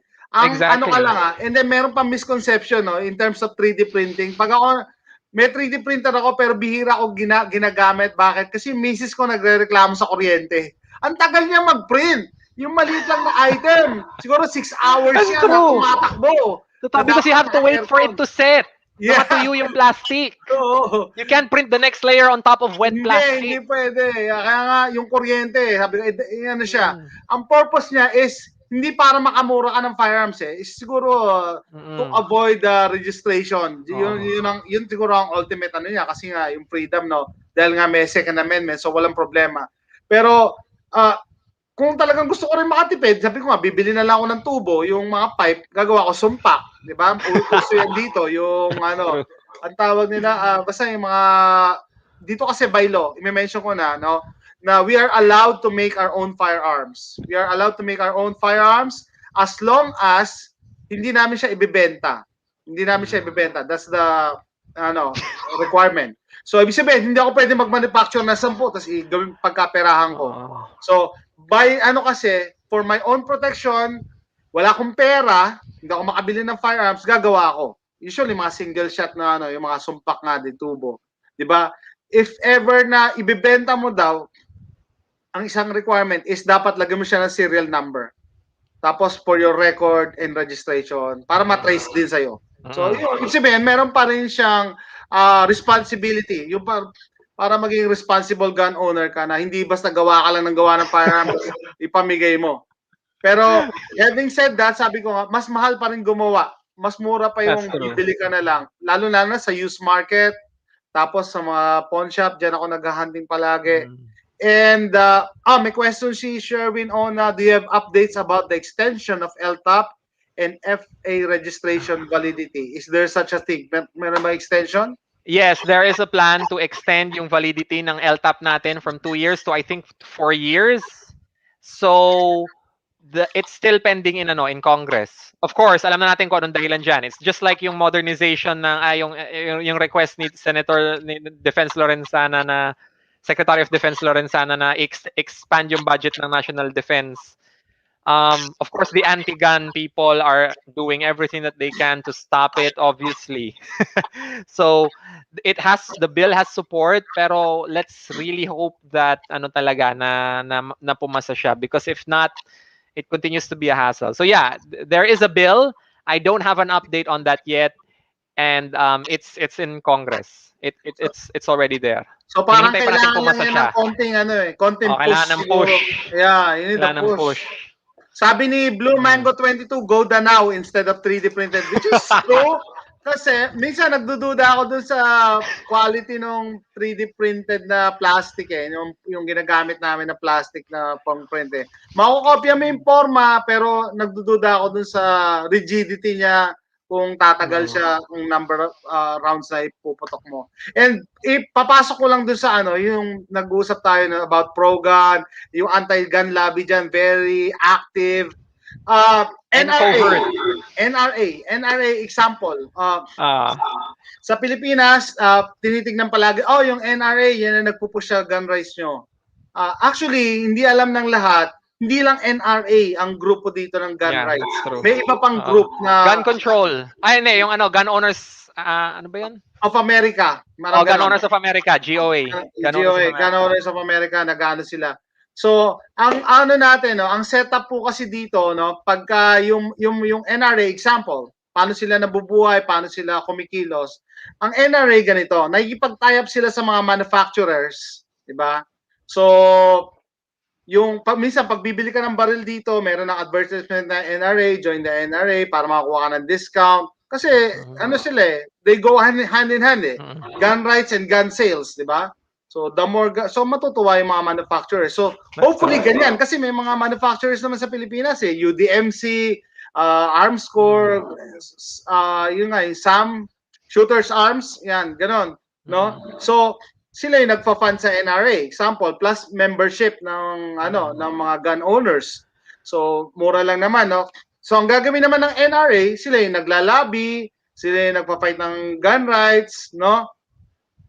And maliban dyan, dahil sabi natin masyadong tahimik, minsan hindi naman sila actual eh. Minsan sila lang yung nag-start or nagpo-push. Mhm. Like for example, pag may anti-gun law na gustong ipasa yung kabila, sasabihin ng NRA, oh, call your senators, call your congressmen na ano, hindi natin gusto 'yan. So parang may power ka as a voter, 'di ba? As a voter, as a gun owner. So in a way, may magagawa ka na wag natin iasa sa yun sa mga gun lobby kung meron mang gun lobby sa Pilipinas. No? So siguro dapat ma-organize lang eh para they Gun can lobby sa Pilipinas? kung meron nga para This is ma-organize. it! Yun Jason, we are the gun lobby dito sa Pilipinas. yun, yeah, sabi ni We Special are. K, NRA wala masyadong support. Yeah, kasi may controversy ngayon ng NRA May pero sabi controversy ko ng NRA. pero may Oh. iba kasing ano groups naman. So yeah, may ibang groups na kumikilos na hindi gaano ano, no. So in terms of gun lobby sa Pilipinas, ang sa akin nga eh, siguro magagawa ko education eh. Yung Ako rin. educate din Yeah. yung mga kababayan natin na Mm. huwag tayong makontento na eto lang kasi there are more and then sabi ko, eto, kahit i-research nyo, yung the right to self-preservation, self-defense, it's a God-given right na hindi dapat ibibigay ng gobyerno mo. Dapat nung pinanganak ka, meron kang right na to defend yourself. Hindi yung sasabihin sa'yo ng ano, kung kaya mo i-defend sarili mo or hindi. Hindi, God-given right daw yan eh. That's true. Sa akin naman kasi, I want to expand gun rights kasi as Filipinos, ano, the gun industry kasi sa Philippines, ano, Jason, and to our audience din, ano, is responsible for one of the for one of the few things that Philippines proudly exports. It creates jobs, it Uh-huh. creates industry, and yung supporting industry ng gun industry sa atin, for example, mga karinderya, sa mga empleyado, trabaho yan. Gunsmithing. Gunsmithing nga. Gunsmithing creates a lot of jobs here in the Philippines. That's true. Tsaka yung logistics, pag-shipping, manufacturing, metallurgical manufacturing and everything. It creates jobs. Kailangan natin yun eh. Lalong-lalo na sa time natin ngayon, we need jobs, man. Daming nawala ng trabaho dahil sa COVID and we need to expand that. And sa akin din, the Philippines kasi well, paano ba natin nakuha ang kalayaan natin, di ba? I mean, no doubt about it, our ancestors fought hard using firearms. They didn't do it with prayers. They didn't do it with rallies. That's Okay, true. That's lumaban true. tayo para sa kalayaan natin. So sana let's not betray yung legacy nila at yung pinaghirapan nila by throwing away yung gun rights natin and then all of a sudden we're helpless. And pag nagkagulo dito, for example, sa Southeast Asia, ayoko nang magsabi ng kung sino-sinong bansa, no? Because it's going to create controversy. Pero pag nagkagulo dito, yung firearms rights natin, yan lang yung one of the few things na makakatulong sa atin or at least set us up for to uphold yung natin, sovereignty natin. Now, granted, nandiyan ang PNP, nandiyan ang AFP, and they will definitely do a great job at that. Pero mas makakatulong ang mga civilians sa kanila kung meron tayong active na gun culture at gun industry sa Philippines. Kasi kung nawalan tayo ng gun culture, nawalan tayo ng gun industry sa Philippines, lahat i-import natin. Yeah, that's We right. have to import all of our ammunition. We have to Maging import all of independent. our guns. Maging We will independent. become very dependent, and that is not good for anybody talaga. So totoo lang. We gotta create industry. So yun nga eh. So that's the thing. So Sabi ni sabi ni TNM second, buo na kayo ng group count me in. So siguro siguro FB group or about gun rights siguro kasi I don't know, it's a step in the right direction na kailangan may mag-initiate. Otherwise, ka lang, we'll just be ganito, nagsasayang lang tayo ng laway na mapupunta lang sa deaf ears, no? Parang ganon.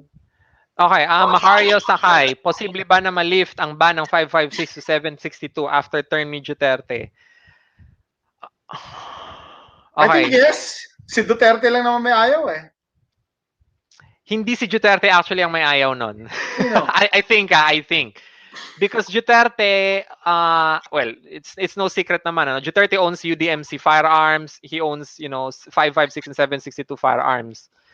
So, I think he supports yung lifting nung ban. Pero that is up talaga to the PNP FEO eh. I think. This has to come from the PNP and PNP FEO. And syempre mas makakatulong talaga pag sinuport ni Duterte yon. So I hope Duterte also pushes for that hard. So yon. Hindi ko alam kasi kung ano yung mangyayari or kung sino talaga yung responsible dyan sa ban na yan eh. Because believe it or not, Hindi ba si Jason. Duterte yung responsible dyan? Okay, ganito No. I will make a video about that. Someday. And basta I will make a video about that. There's because I have a historical record nung nung ban na yan eh. How it was put into effect, sino yung mga pumirma. Okay. So there is hindi I wouldn't put the blame squarely on Duterte. And basta yon. Yun lang masabi diyan. Can it be lifted? Yes. It can be lifted. If a pro-gun PNP chief steps in, very likely malilift yon. And the reason why is because 556 and 762 is allowed under RA 10591. It is specifically stated in the law that we can have these firearms. You cannot just change that without an act of Congress. That's true. So PNP and FEO or Duterte cannot unilaterally remove that right. They can just extend a temporary ban, but you cannot remove that from the law. So that is something that we have to cut you. Sabi mo, sige. Based on your words, na temporary. No, how long is temporary? Ang reason ni Duterte dati is Marawi. Tapos na. Ilang years na tapos yung Marawi. It ended a long time ago. That's a good point. I have no defense for that. Okay, I have to admit. And and just to be clear to our audience here, ako binoto ko si Duterte.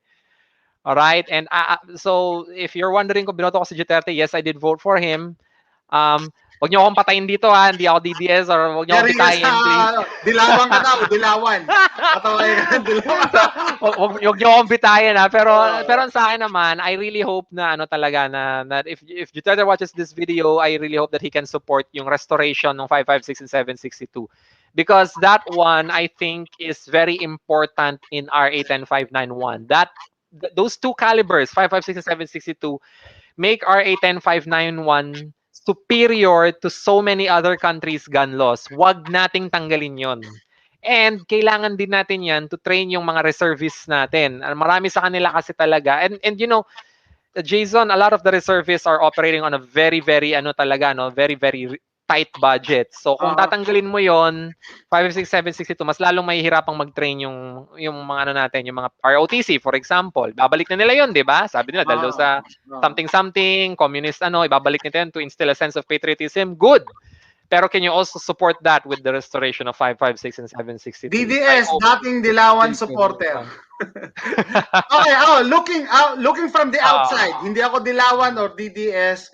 I think Duterte is one of those guys na they enjoy their guns, pero they really don't support gun ownership for everybody. Parang ganon. Like, for example din, di ba, may baril din siya, Like si Pinoy, sabi nila, oh, shooter si Pinoy, ganyan, ganyan. Nagko-compete siya na ano. Everybody thought na magluluwag yung gun laws and yet na-establish yung mas mahigpit na ano na gun laws. So para sa akin ganun lang siguro, no? Kasi parang nga si Sara parang pinopromote din yung gun control eh. After Marawi, parang may mention si Sara yata eh. Na ano, basta sa akin parang gun owners pero they believe na hindi kayo dapat magkaroon nito. Parang ganon. Yeah, okay. Just to add to that, Jason, if you're gonna ask me, the original sin ng talagang, I would call it pagdadamot ng firearms, actually, kung ako natanungin mo came from Pinoy's administration nung implementation ng RA 10591. Why? Pinoy owned a lot of firearms. The guy, according to rumors, and I'm not trying to disrespect his memory or his legacy This is just what I heard noong time na yon. Consider these as rumors, okay? These are not facts and I cannot prove them. The guy owned a lot of firearms. Several dozen firearms. And even select fire full weapons. Pero pinaban niya yung full auto. He didn't have to do that. He didn't have to ban that. We didn't have mass shootings. We didn't have crimes here involving fully automatic weapons. We didn't have terrorists running around na nagraratrat ng maraming tao ng full auto. We don't have that. Pero pinagdamot niya yon. And he made yung requirements much more difficult. The old gun law had limitations sa ownership pero hindi ganito kahirap yung paghirap nung firearms. Much more difficult and much more expensive yata ngayon. Oo, ngayon. Pero to be fair naman to Duterte, pinadali niya yung requirements. Ang laki ng dinali nung inayos niya yung processing. So, yun nga, I wouldn't want to delve into the politics of this too much, pero hindi mo kasi sila masa-separate ang firearms and politics eh. All I can say here is Duterte's approach to firearms is balanced, may good, may bad. Ang pinakamalaking bad, yung pagban nga ng 556 and 762. Pinakamalaking good, pinadali niya ng husto yung firearms processing, which is nagsimula nung time ni Bato, ni PNP Bato de la Rosa. Senator na siya ngayon. So, in that regard, good job. Pero sana talaga ibalik nila yung 556 and 762 because that, I think, is sayang talaga yun eh. And tapos na ang Marawi. Tama ka, Jason. Tapos na ang Marawi. They should have really, binalik. Kung yun yung reason dati, okay, pero tapos na eh. Well, anyway, sabi ko nga, may involved talaga politics and it's gonna be messy na both sides. At least yung mga DDS matutuwa. May sinabi si Charles na maganda, ha? Positive kay Duterte. Basta ako, I'm just trying to be fair, To be fair. Patas lang. So, tawag dito, basahin ko lang iba, pareho sila anti-guns. Yan ang aking perception, no? So, yan ang aking perception. Pareho silang gun owners na anti-guns din. Kasi nga, hindi mo maaalis yan eh. May mga gun owners na ganun eh. Na, bakit, ang ganda-ganda na ng pwesto ko eh. Ibig sabihin, meron ako mga baril. Okay na yan. Wala akong pakialam dyan. Diba? Hindi natin maalis na may mga ganun tao. I'm not gonna pinpoint kung sino, pero feeling ko may mga ganun talaga. Okay? So, most crimes, sabi ni Special K, pistols and not rifles. Yeah, majority. Ewan ko dyan sa Pilipinas, pero statistically, like for example dito, no, mas madami daw crimes using hands. No? In pistols, alam mo, i-ban mo yung hands. So, in pistols, and yet, pag nagkakaroon ng gulo dito, ang binaban nila yung AR-15. Kasi yun ang pinupunterya palagi ng mga anti-guns eh. Diba? So, kasi kasama sa agenda nila yan eh. Okay. What else? Siguro sabi mo nga mahabang usapan yan pag Let's move on. Yung pagbibili ka ng baril. 21 years old sa Pilipinas, 21, di ba? Sige. Let's to top it all off. Itong discussion natin. Matagal to sa Philippines. Mauna ka, Jason. Mahaba yan eh. So, sa question na pag kunyari, first time gun owner, 21 years old, gusto mong bumili ng baril, dito muna sa US. Dahil yung title natin, US versus Pinas. Iwan muna natin yung politics na yun. Mahaba yan eh. Mahaba yan. Okay, sa US, example dito muna sa Texas. Kasi nga, sabi ni Charles, no, sa US hindi lang isa yung gun law kasi per state allowed gumawa ng sariling law. Basta ganyan, very complicated din. So sa Texas, 21 years old ka, allowed kang bumili ng pistol. Okay? Pwede ka nang bumili ng pistol, which is baliktad. Bakit? Kasi pag 18 years old ka, pwede ka bumili ng rifle. Hindi ka pwede bumili ng pistol. Di ba? Parang baliktad, di ba? So, pagka 18 years old ka dito, legitimate resident ka, resident hindi ko sinasabing citizen. Kasi pag resident ka, pwede ka bumili ng baril eh. Okay? So, pwede ka bumili ng shotguns or long firearms. Okay? Pag hindi ka pwedeng bumili ng pistols, no matter what, it's against the law. Okay? So, ano yung thinking doon? Ang thinking kasi is, yung rifles or long firearms, nagagamit siya sa hunting. Nagagamit siya sa hunting. Not for any other reason. Yun ang ano. So, yung hunting, may hunting culture kasi dito. Okay? So, ibang usapan din yan. Kasi sa Pilipinas, minsan, hindi nyo magigets kasi bawal ang hunting sa Pilipinas. Hindi yan allowed.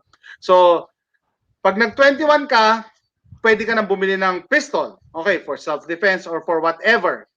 Okay? Ang requirement is, yung state ID. State ID. So, example, driver's license.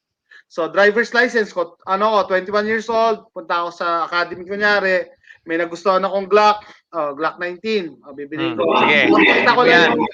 Papakita ko lang yung yung ID ko na ito na yung age ko, nandito ako nakatira. Ayaw kasi nila na out of state ka, kunyari taga California ka, taga Chicago ka, nag-drive ka lang na dito, bibili ka ng barel. Yun ang ayaw nila. That's against the law. Okay? So hindi ka pwedeng interstate bibili. Dapat bumili ka in your state. Kasi andun daw yung record mo. Okay? Alam nila kung sino ka. Okay, so ang gagawin na, bibili ako, mag-fill up lang ako ng form. Form 1 yata yun. Nakalimutan ko. Mag-fill up ka lang ng form. And you have to be honest. Yun lang, honesty. Na dapat, honest ka doon sa mga tanong. Okay? Kasi, it's against the law pa rin. Pag nagsinungaling ka doon, pwede ka rin makulong. If later on they find out, you said yes dito sa questionnaire na to, pero hindi ka pala, have you been convicted? Ganyan, ganyan. Basta ganon.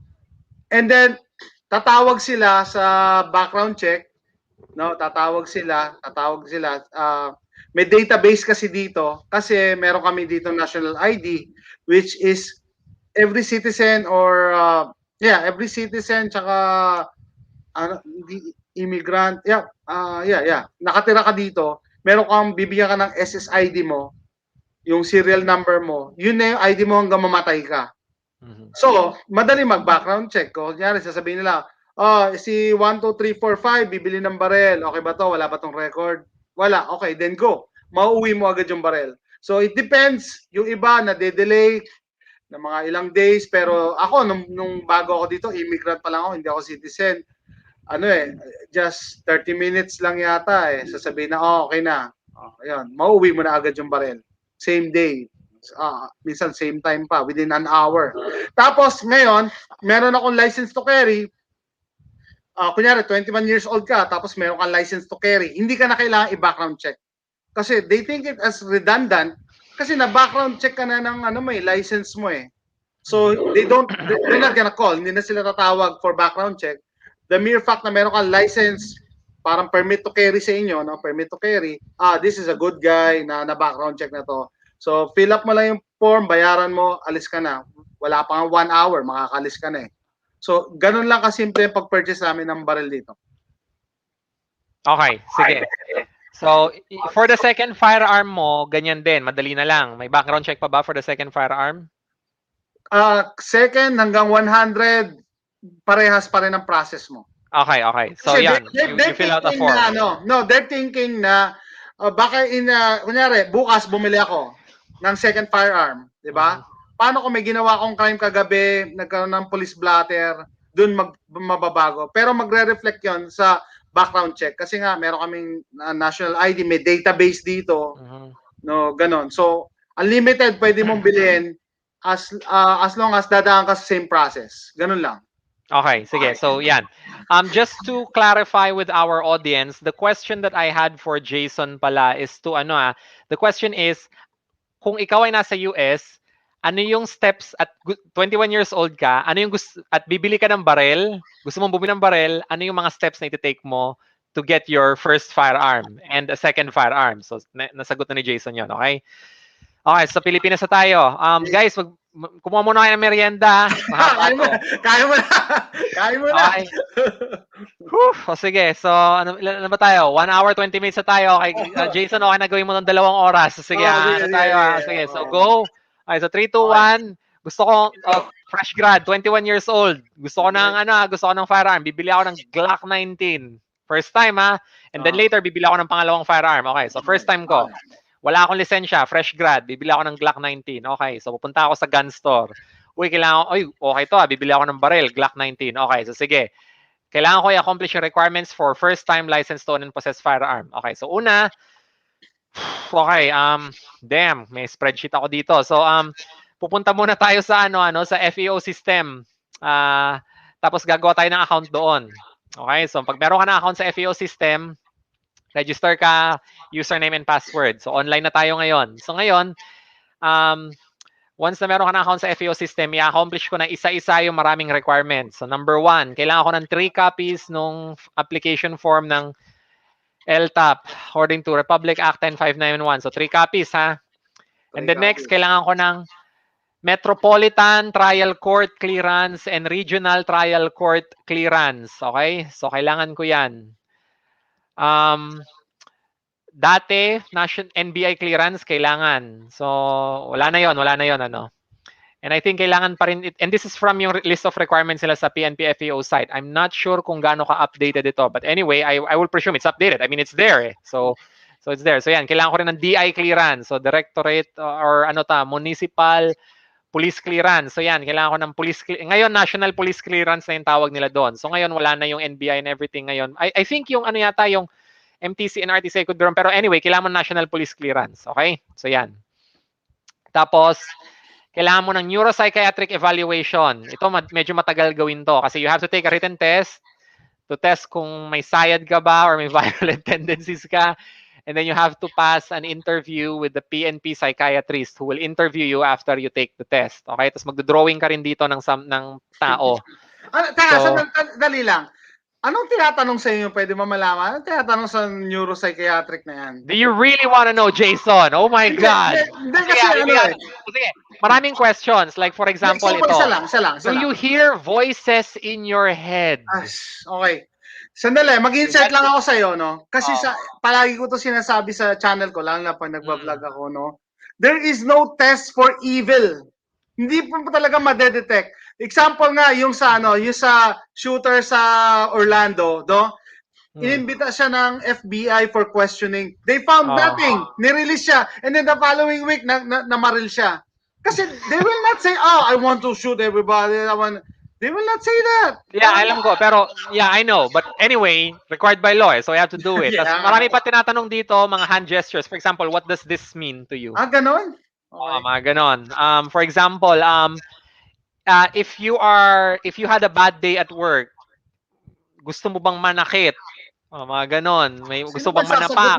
Sino sasagot ng yes niyan? Meron ba sasagot ng yes? Yun ang tanong ko. Believe it or not, people actually fail this test. So I guess some people do answer yes. Baka sa drawing bumabagsak kayo. Baka sa drawing. But I don't know. So anyway, I mean, I do pass this test. Okay naman. I mean, you will easily pass the test naman eh. I don't see any difficulty with it.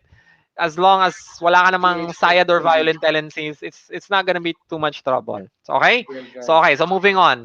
Okay. Kailangan natin ng drug test result from a PNP crime lab. You will be asked to take a piss on a cup and papanoorin, yes, na umihi ka doon sa cup na yon para sigurado sila na yun yung sample mo. Sigurado wala kang baong ihi. Yeah, para sigurado wala kang baon na ihi. So yan, kailangan mag-negative ka sa drug test. Okay? So you also need an NSO birth certificate. Okay? So kailangan a natural born citizen or actually kahit dual citizen ka. So it is possible for, foreigners to move over here in the Philippines get a citizenship and apply for a firearm. Okay yon. Republic Act 10591 does not discriminate with dual citizens or natural born citizens or something like that. Citizen ka ng Pilipinas, you're good to go. Okay, so yan. And you have to take yung Certificate of Gun Safety and Responsible Gun Ownership Seminar administered by the PNP. So pupunta ka sa isang PNP accredited na firing range. You will be asked, and you will be guided by an instructor how to safely handle a firearm, and you will be required to fire the gun at the range, and only by then will be they give you yung safety certificate. Okay, sasubmit mo lahat yan. You will take a picture of all of these items and sasabit mo yan online. Okay? So, Yan na yung yan. gun safety? Yan na yung gun Oh, safety? ito yung gun safety certificate. So, Okay? sandali, excuse. Hmm. So, pag nag-firing ka, anong gusto nilang hanapin? That you are capable of using your firearm in the right way? Parang gano'n? Ganun lang. So, tuturuan ka ng safety. Yung 4 rules of firearm safety. Yung ano nga, yung always, yung ano, never, yung, the usual things. Yeah. Gaya ng, for example, yung always presume that a firearm is loaded. Yeah. You never touch the trigger until, you are ready to pull out, things like that. Kaya, So anyway, alam niyo na yun. Yeah, kaya ko in-insert lang, sorry. Kasi may nag-comment doon sa isa kong video na bumili kami ng AR, no? Sabi niya, bumili kayo ng baril, wala man lang gun safety seminar. Kasi dito sa US, it is assumed na your safety is in here. Sabi nila, sa Black Hawk daw, your safety is in here. Hindi yan nasa kapirasong papel. Okay? So, dapat daw, responsibility mo na yan. It is assumed na alam mo yun. Sa inyo, required. Okay. Tuloy. Alright. So, yan. So, you have to, so, once na nag-firing ka na at okay ka na at hindi ka nagwala doon sa firing range, okay ka na. Alright? Okay, sige. So, next up, proof of billing. Proof of billing can be any bill to your name, addressed to your registered address doon sa form mo. Okay? So, this is just there to prove na nakatira ka kung saan mo sinabing nakatira ka doon sa form mo. And right? syempre, so, para alam nila kung saan ka hanapin. Just in case. Alam ka kung saan hanapin. Okay? So, yon. Next up, kailangan mo ng 2 valid government IDs. So, yon. SSS ID, UMID, passport, something like that. Fun fact, at ito sana ayusin nila, the firearms license card na napakahirap kunin sa Pilipinas, mas mahirap pang kunin sa passport, believe it or not, is not considered as a government ID for some reason. Bakit? Pag pumunta ka sa BIR, they will not accept that as a government ID. They will still ask for your passport or a company-issued ID. They will not accept yung firearms license, which is sana ayusin nila yon, because I think this is ridiculous na napakahirap kumuha ng firearms license. It is the hardest to obtain government ID maliban na lang sa, ewan ko, kung military ka na, top secret clearance or something like that. Pero for a civilian, it's the most difficult to obtain government ID. But for some reason, it's not considered a government ID. So anyway, kailangan mo ng 2 government IDs. Similar sa case ko, no? Kunyari, pumunta ako sa bangko, hiningan ako ng, sabi, state-issued ID. Pinakita ko yung license to carry ko. Sabi sa akin, sir, do you have any driver's license? Sabi ko, in-issued to, in-issued to. May, di ba?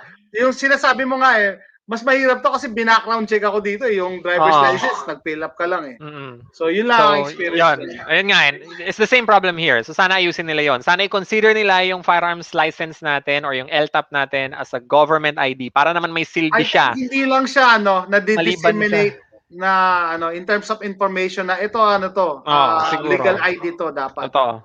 Well, anyway, sana panoorin nila tong video na to. Ayan. So anyway, ayan. So 2 valid government IDs, and finally, proof of income. Okay?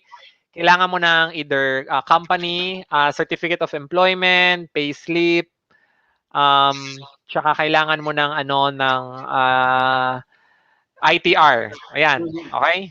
So may mga iba pang requirements kung active government employee ka. Iba yung requirements kasi pag PNP FAO ka. Pero believe it or not, the PNP FAO actually also has to go through this process. Kung PNP ka ha, if you're with the police, you have to go through this process as well before they issue you your firearm. So, sandali, paano nakalusot si Nuesca? I have no idea, man. I have no idea. Don't ask me. Okay? I have no idea. Again, the process is not perfect. Pero, these things happen. Naisip ko lang. So, yon. So yan. iba rin yung requirement, yun, may requirements din sa PNP and AFP, pero hindi totoo yung sinasabi ng mga anti-gun na wala daw silang pinagdadaan ng process. No, they go through the same licensing process as O we do. Charles, sandali. Si Okay? ano, sabi ni Ribisco Gilera, 21 years old, paano kung nasa college ka pa, hindi ka pa nagtatrabaho? Paano yung proof of income? Paano Okay, kung yung ano? marami kang bagsak gaya ko, edi maghintay ka na magkaroon ka ng trabaho bago ka magkaroon ng Okay, proof of so slash income. na yon, yari ka na Oo, doon. so yari ka na agad doon. Kung doon Oo. pa lang wala ka pang trabaho by 21 years old, you cannot have a firearm, okay? Okay. Yeah, So kasi yon. kasama sa So requirement eh. yan. So, yeah, once na nagawa mo na lahat yan, at yan na yung kompletong list of requirements, you have to take a picture of that, i-upload mo yan sa PNP FEO na account mo online. Tapos, pag in-approve, someone from the PNP FEO IT will review that, and okay na yon, papadalahan ka ng bill na ito May yung time kailangan mong frame ba? bayaran. May time Wala, frame? wala. Hindi, Magtabi ibig ka ng sabihin, isang buwan usually, para kumuha ka yeah, nito. okay, yeah, Magtabi isang ka ng buwan, isang okay. buwan. Okay. So, sa napicturean na yan, sasabihin nila, okay, pasado yung mga clearances mo and everything. So ngayon, pakibayaran ito. So papunta ka ngayon sa Land Bank. Okay, Land Bank of the Philippines, babayaran mo yung on-call through the on-call slip. Tapos pagbayad mo na yon, pipicturean mo yon, i-upload mo din yon doon sa account mo sa PNP FEO site, FEO system. Once na in-upload mo na yon, i-review ulit yan ng ng IT. Tapos pag okay na yung payment mo, you will be required to show up in Krame or kung saan ka man magpapa-license ng kukunin mo yung license mo, any PNP FEO caravan, licensing caravan, LTAP caravan, tawag nila doon. And then, isasubmit mo lahat yung physical paperwork ng mga requirements mo. Okay? Isasubmit mo lahat yon para sigurado silang walang fake doon. So ngayon, pag sinabit mo lahat yon, maghintay ka dahil ipiprint na nila yung license card mo. Okay? Tandaan mo ha, wala pa ako nito sa gun store. Kukuha pa lang ako ng license nito. So ngayon, after some time, nakuha mo na yung printed license card mo. Believe it or not, sometimes wala silang license card. Okay? Nauubusan nun. So in that case, bibigyan ka nila ng printed paper. Okay? Either way, license card or printed paper is good. Okay? So, ang mangyayari niyan, once na meron ka ng license card at meron ka ng paper, pupunta ka ngayon sa gun store. Okay, babalik na ako ngayon sa gun store. Uy, meron na ako license. Okay, sir, may license ka na. So, pag binigay mo sa kanila yung license mo, tatanungin ka nila ngayon, titinan nila kung ano yung type ng license mo. Pag sinabi nilang type 1, tatanungin ka nila ngayon, ilan na yung firearms na meron ka? Kasi kung type 1 yan, dapat dalawa lang maximum yung firearms mo. Pag may dalawa ka ng firearm and you're gonna get a third firearm, hindi magkakasya yun sa type 1 license mo. You have to upgrade your license first to a type 2 bago ka bumili ng bagong firearm. Okay? So this is just something to keep in mind. Kasi maraming mga tao, kukuha ng type 1 license, gusto ko ng 5 firearms. Dalawa lang po ang maximum nun, okay? So, uwi agad So, sila, alis uli. Kasi alis mag-apply ulit. ka So, uli. ganun.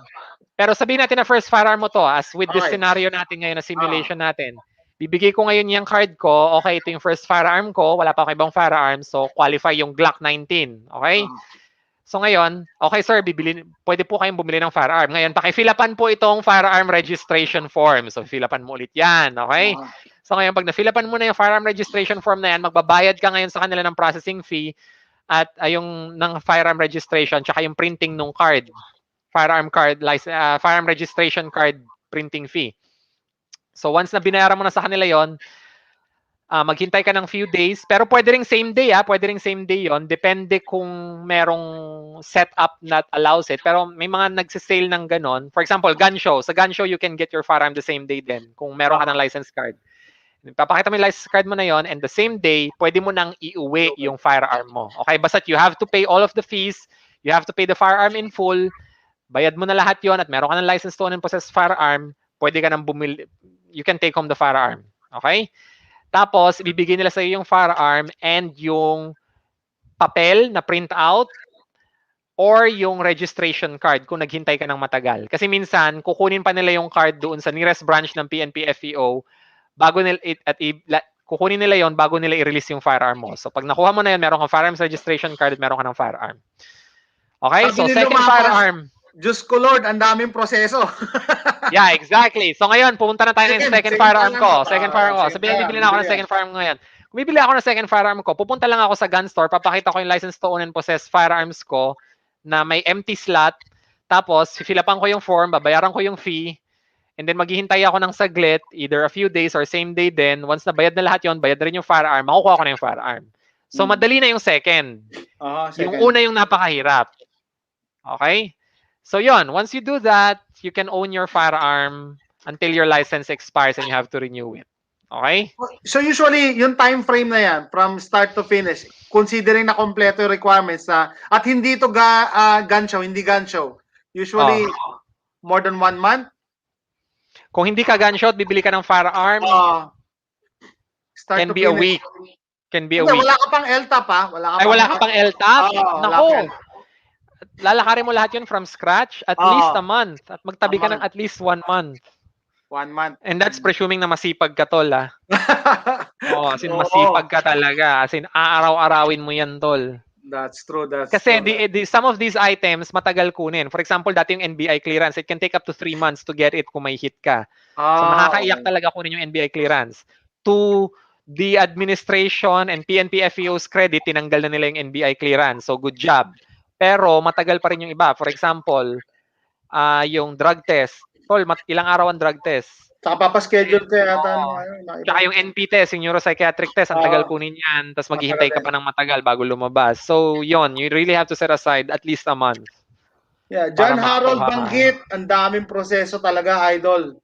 Yeah. Dapat kas ng pasensya mo sa process. Oo. Yeah, dati nakikita ko nga may mga nagpo-post sa gun group yung pila eh. Dati mahaba pa Mhm. din ako, yung mga schedule. Oh, kung gusto mong pag-usapan ng pila, tol, you should check yung haba ng pila namin noong 2013 when they first rolled out this crap, man. Ay, grabe. Yan. You could line up sa PNP FEO from 8 a.m. to 5 p.m. and Yeah, accomplish naalala ko yan. nothing. Napakahirap nung time na yon. Dami nagpo-post yan dati. Naranasan ko yon, ilang araw akong pabalik-balik doon na nagli-leave ako para lang doon sa firearms license. They had to really streamline that one. Rebisco Gilera, Texas, only 30 minutes to 1 hour. Philippines, 1 to 2 months. Oh, yeah. That is true. That is That is true. But we have to follow the law, so that it is what it is. The law is harsh, but it is the law. Yun yung sabi Yeah, nila, diba? yeah. So, in terms of multiple firearms, sabi ko dito, kung bibili ka, sky is the limit. Tapos sa inyo, may limit kayo na 2, may limit na ano. Depending on the Depende sa license. license mo, no? And mas mahal yung maintenance ng license, mas mataas yung type ng license mo. So, if a type 5 license, you have to pay 5,000 pesos for just the license, hindi pa yung requirements, every 2 years. Pag type 1, it's just 1,000 pesos. Okay, so increment of 1K yon, 1K, 1K, 1K, 1K, 1K, until Hindi mo umabot ka pa sa raw 5,000. na-mention yung PTC. Sama mo pa yan. Mag-set tayo ng ibang episode para dyan, ha? Sabi ko, grabe yung ano, di ba? Kasi the PTC comes with the threat assessment, eh. You Isa pa have to explain kung bakit mo kailangan ng firearm. So either may ongoing na lawsuit ka, or witness ka sa isang court case or something like that, or may threat sa buhay mo or something like that. Personally sa akin, BS yan eh. So you need to justify, hindi mo naman alam eh. Minsan, hindi mo nga alam, di ba, kung kailan darating yun eh. Hindi mo naman, kaya daw yung iba, ginogoyo lang yung threat assessment na yan eh. Nag-iimbento na lang. Oo, nag-iimbento. Sabi, bumili ka na ng extra SIM card, tapos i-text mo sarili mo. Parang ganun sinasabi nila. Well, yun nga eh. I mean, it is the process, so we just have to do with it. Actually, kung akong tatanungin mo, mas maganda nga kung wag ka nang mag-PTC. Yung LTAP is already PTC FOR eh. Yeah. Ganun na lang eliminate the PTC FOR completely, because the PTC FOR, to our audience, it's really, it's very expensive. The PTC FOR lasts for only 1 year. 1 year. 1 year lang siya. Tapos tatamaan pa ng gunman. Tatamaan pa ng gunman, sa 6 na buwan ka na lang. So meron ka, it only lasts for 1 year. It's the shortest item doon sa lahat ng yon. You have to get it separately. So always remember, if you want to use your firearm sa bahay lang, within the stated address doon sa firearm license card mo, LTAP ka lang. If you want to take your firearm with you in a car or walking around outside the house, you have to have a PTC FOR. You have to follow the law. Going to the range. Going to the range, kailangan mo ng, sabihin natin ako, LTAP ako. Wala akong PTC FOR kasi mahal yun eh. Mahal siya. So sabihin mo, punta ako sa range. I have to get a permit to transport. That is a separate bit of paper. Para siyang PTC FOR, pero ang validity lang niya is 1 week or I think 1 month, and defined yung address, starting address mo at yung destination mo. Okay, so So may ibig extra sabihin, paperwork. yeah, ibig sabihin, doon lang sa specific date ka pwedeng pumunta ng range, di Mhm, ba? mhm, yep, So hindi gano'n ka 'yun. tulad dito na, oh, maganda yung weather, punta ako sa range. Oo, punta ako sa Walang range, ganon. hindi, oo. Okay. So additional na naman na hassle sa gun owner. Oo, so 'yun. Yeah, Okey, sa akin so kung ano no, sa point of view ng merong gun rights, kung makikipag-compromise muna, kung makikipag-compromise ako sa gun control sa Pilipinas, bakit hindi na lang isa? Tatanggalin ko na yung registration na yan ng mga baril, LTAP lang. Wala na rin PTC, LTAP lang. Bakit? Kasi the reason na nagkaroon ka ng LTAP, ang purpose, di ba, is to check kung ito is in a sane mind, citizen, na capable siya na gumamit ng tama sa baril, bakit kailangan pa natin i-register isa-isa? Bakit kailangan pa ng permit to carry? And then, etong legal, law-abiding citizen na may baril, siyempre, from time to time, mapupunta sa range. Bakit kailangan pa ng permit? Magpaalam na naman, dadalhin sa range. So, additional na red tape na naman yan. For me, kung i-compromise natin, kasi parang puro gun control lang, nanalo dyan sa mga requirements na yan eh. Diba? Para sa akin. No? So, I'm not saying na, hindi agad, it's a dream na kinabukasan parehas na kayo ng gun rights dito. Hindi. Kung sana, kung may naglalakad din sana na program na ibig sabihin, mabawasan yung hassle ng gun owner sa Pilipinas. Kasi, ganito ang nangyayari, present ang gun control sa Pilipinas to the point na sasabihin nila, allowed ka mag-own ng guns, pero pahihirapan ka namin, we'll make you jump hoops para magdalawang isip ka kung bibili ka ng baril o hindi. Actually, yun ang feedback ng iba na, masyadong hassle, masyadong mahal, wag na lang, pana na lang bibilin ko, bawin na araw, nag-ano sila. Which is sad, kasi paurong tayo. May mga discussion kasi sa mga prepping group na anong gagamitin mo pang self-defense aside from guns kasi guns are off the table because of the hassles and red tapes. Yeah. May comment dito si TNM2. Kung government employee ka or retired AFP ka or police, 200 lang PTC. That is correct. Yung discussion natin ngayon is about civilians. Pero pag police ka, mas mura ang PTC. Okay?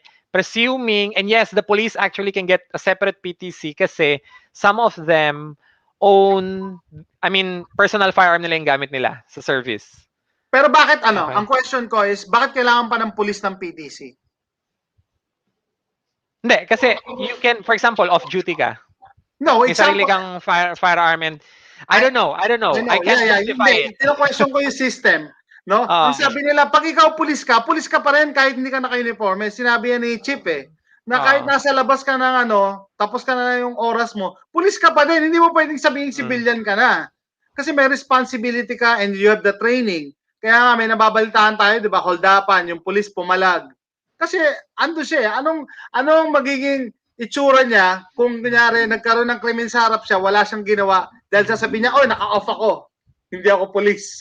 Hindi naman, it doesn't work that way. So no, because Jason, you have to take into account na malupit sa atin ng CHR, the Commission on Human Rights. The commission, this is gonna be a topic for another time, but the Commission on Human Rights, hahanapan nila ng butas ang kahit sino na who draws a firearm even in self-defense, even if talagang there is a lethal threat to good point. And sabi mo separate medyo mahabang madugong discussion yan. Yeah, yun lang ang pananaw ko, no. Pag ikaw once a police, we will always be a policeman kasi hindi mo pwedeng sabihin na naka-off ka. Okay? Para sa akin. Just to add to that, I think this is also applies to yung pinoint out din ni TNM the second is also applies din to retired. Yon, agree ako doon. If you're retired and you want a PTC, 200 pesos, retired AFP ka, go. Agree ako dyan. So yon. I hope that answers yung question mo at TNM2 So Steve Moreno, sa dami ng requirements kaya ba hindi naniniwala yung Danao made? Okay, Jason, magtabi ka ng episode regarding sa Danao Firearms. Ang dami natin talagang pwedeng gawing series dito. Itong Danao, pero I'll just precursor this na sa mga hindi nakakaalam sa atin kung ano yung Danao Firearm. Danao, when we say that something is made in Danao, we're talking about the illegal gun manufacturing industry sa Pilipinas, also known as paltik.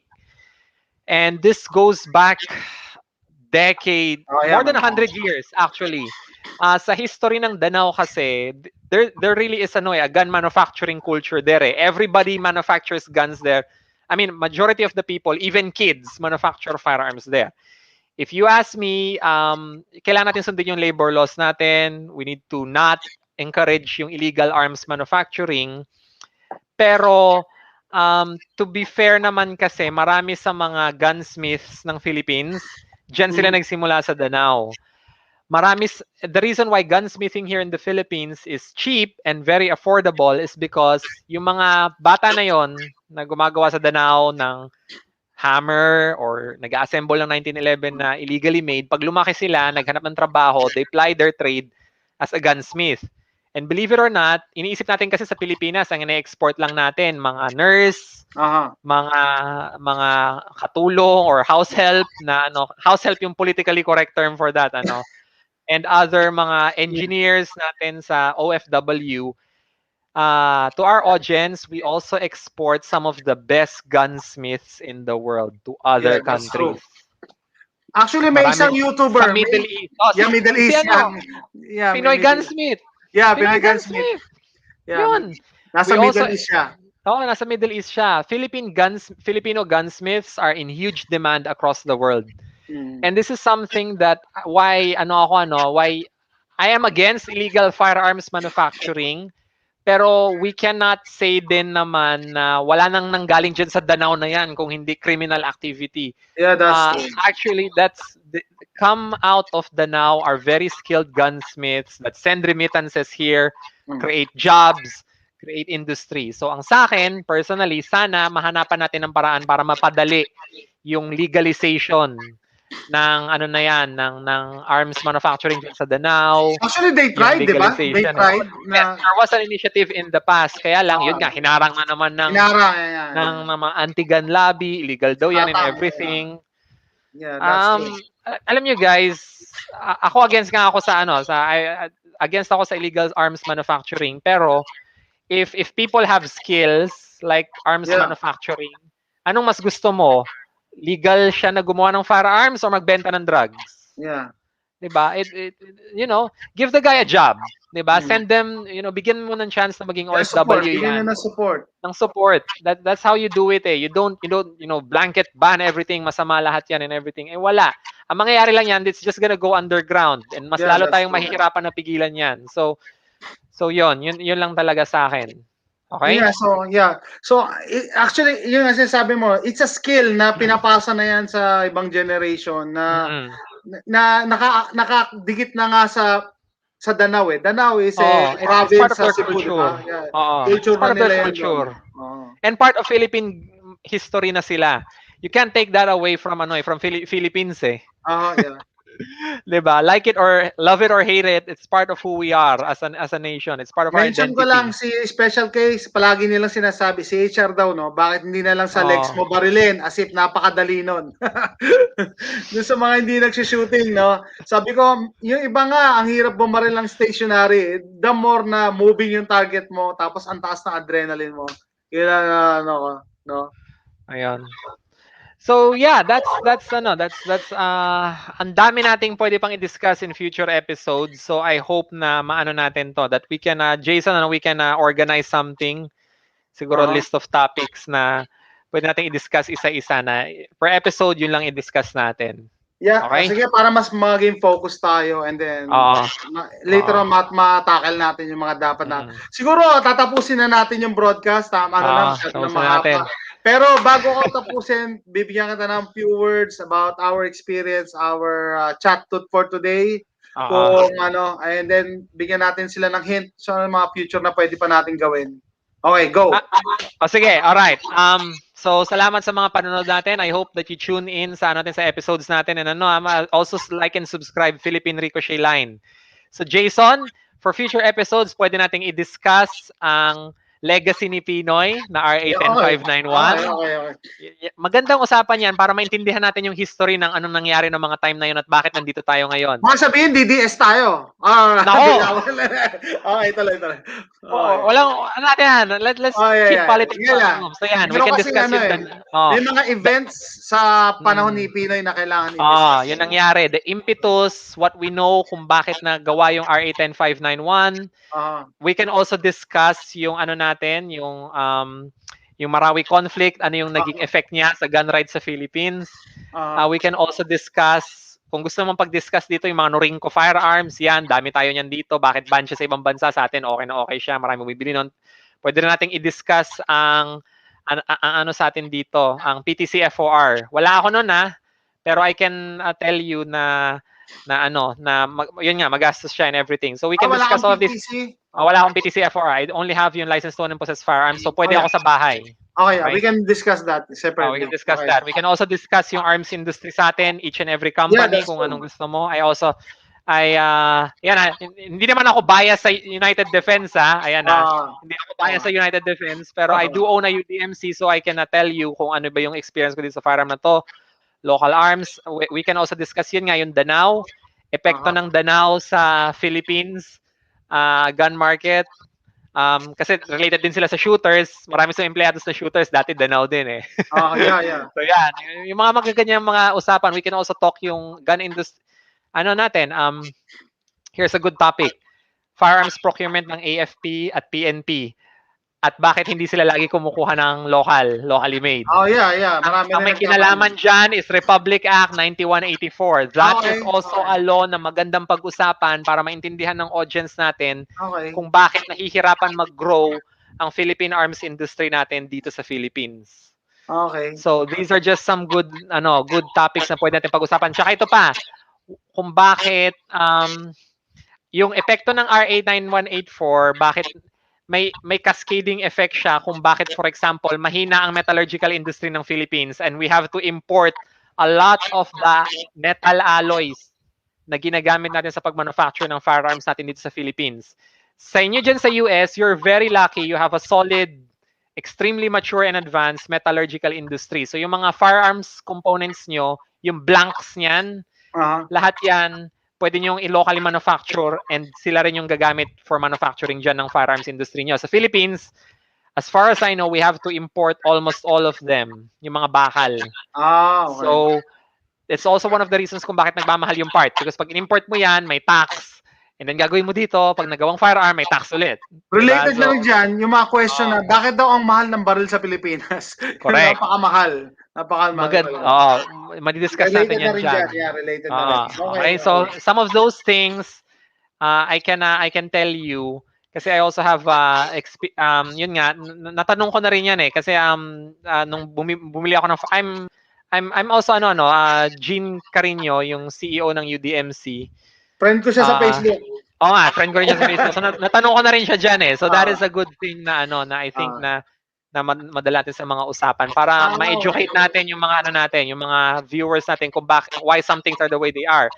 Another thing that you should talk about, taxes ng firearms dito sa Philippines, sobrang taas. Yeah. Because na-interview ko naman yung Mm. may-ari ng Top Spot Guns, si Edwin Anyo. Yung tatay niya, yung si Anyo, no? So, na-mention niya rin sa akin dati yung, yung mga binabayaran, paano mag-import ng firearms, and so on and so forth. So, separate pag-usapan natin. So magandang usapan yan. Tsaka Okay. sino yung mga partner gun stores natin dito? For example, si Trust Trade, partner niya si Glock USA.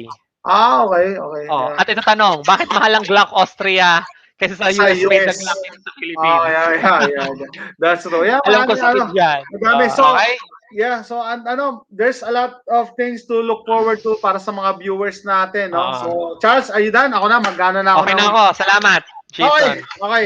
So, unang-una, salamat kay Charles, no? Hindi siya isnabero nung minessage ko siya. Oy, pre, baka gusto mo magano. Kasi gusto ko rin nga in the future na yun nga, ma-push yung gun rights natin diyan. Kahit kahit wala na ako diyan, ibig sabihin nandito ako, pero yun siguro yung maitutulong ko, ma-educate, ma-inform, yung mga kababayan natin. Hindi lang yung mga basic guns. Medyo, siguro sa future, pwede rin tayong mag-feature ng baril. Pero hindi pwede yun live eh. Gagawa tayo ng recorded video. Doon sa hindi nakakalam, bawal po kay YouTube magpakita ng baril habang nagla-livestream. So, nag-stem yan doon sa mga nagmamass shooting tapos naka-Facebook live. Naka-livestream. Naka-livestream nga. Yun na ano nila. No? So, yun. So, thank you kay Charles. Very knowledgeable siya. Tsaka, iba talaga yung may first-hand info na yan nga, galing sa kanya mismo, na gun owner talaga, no? And what else? Hopefully nag-enjoy sila. Marami pa tayong pwedeng pag-usapan pero hindi natin talaga siya pwedeng i-discuss in one sitting para din sa ano, mga audience natin, no? And then salamat din sa nag-support sa live stream ko, no? TNM the second, tsaka si Ribisco Gilera. Salamat. And then yung sa mga nakipag-participate sa ating mga questions. Kasi meron tayong makakalimutan dyan. So, thank you at nag-i-input kayo. No? So, yan. Question, Roy Di Castro, mas malang Glock sa Pilipinas. Yan, next time, i-discuss natin lahat yan. Dix Tamayo, thank you. And what else? So, that's it siguro.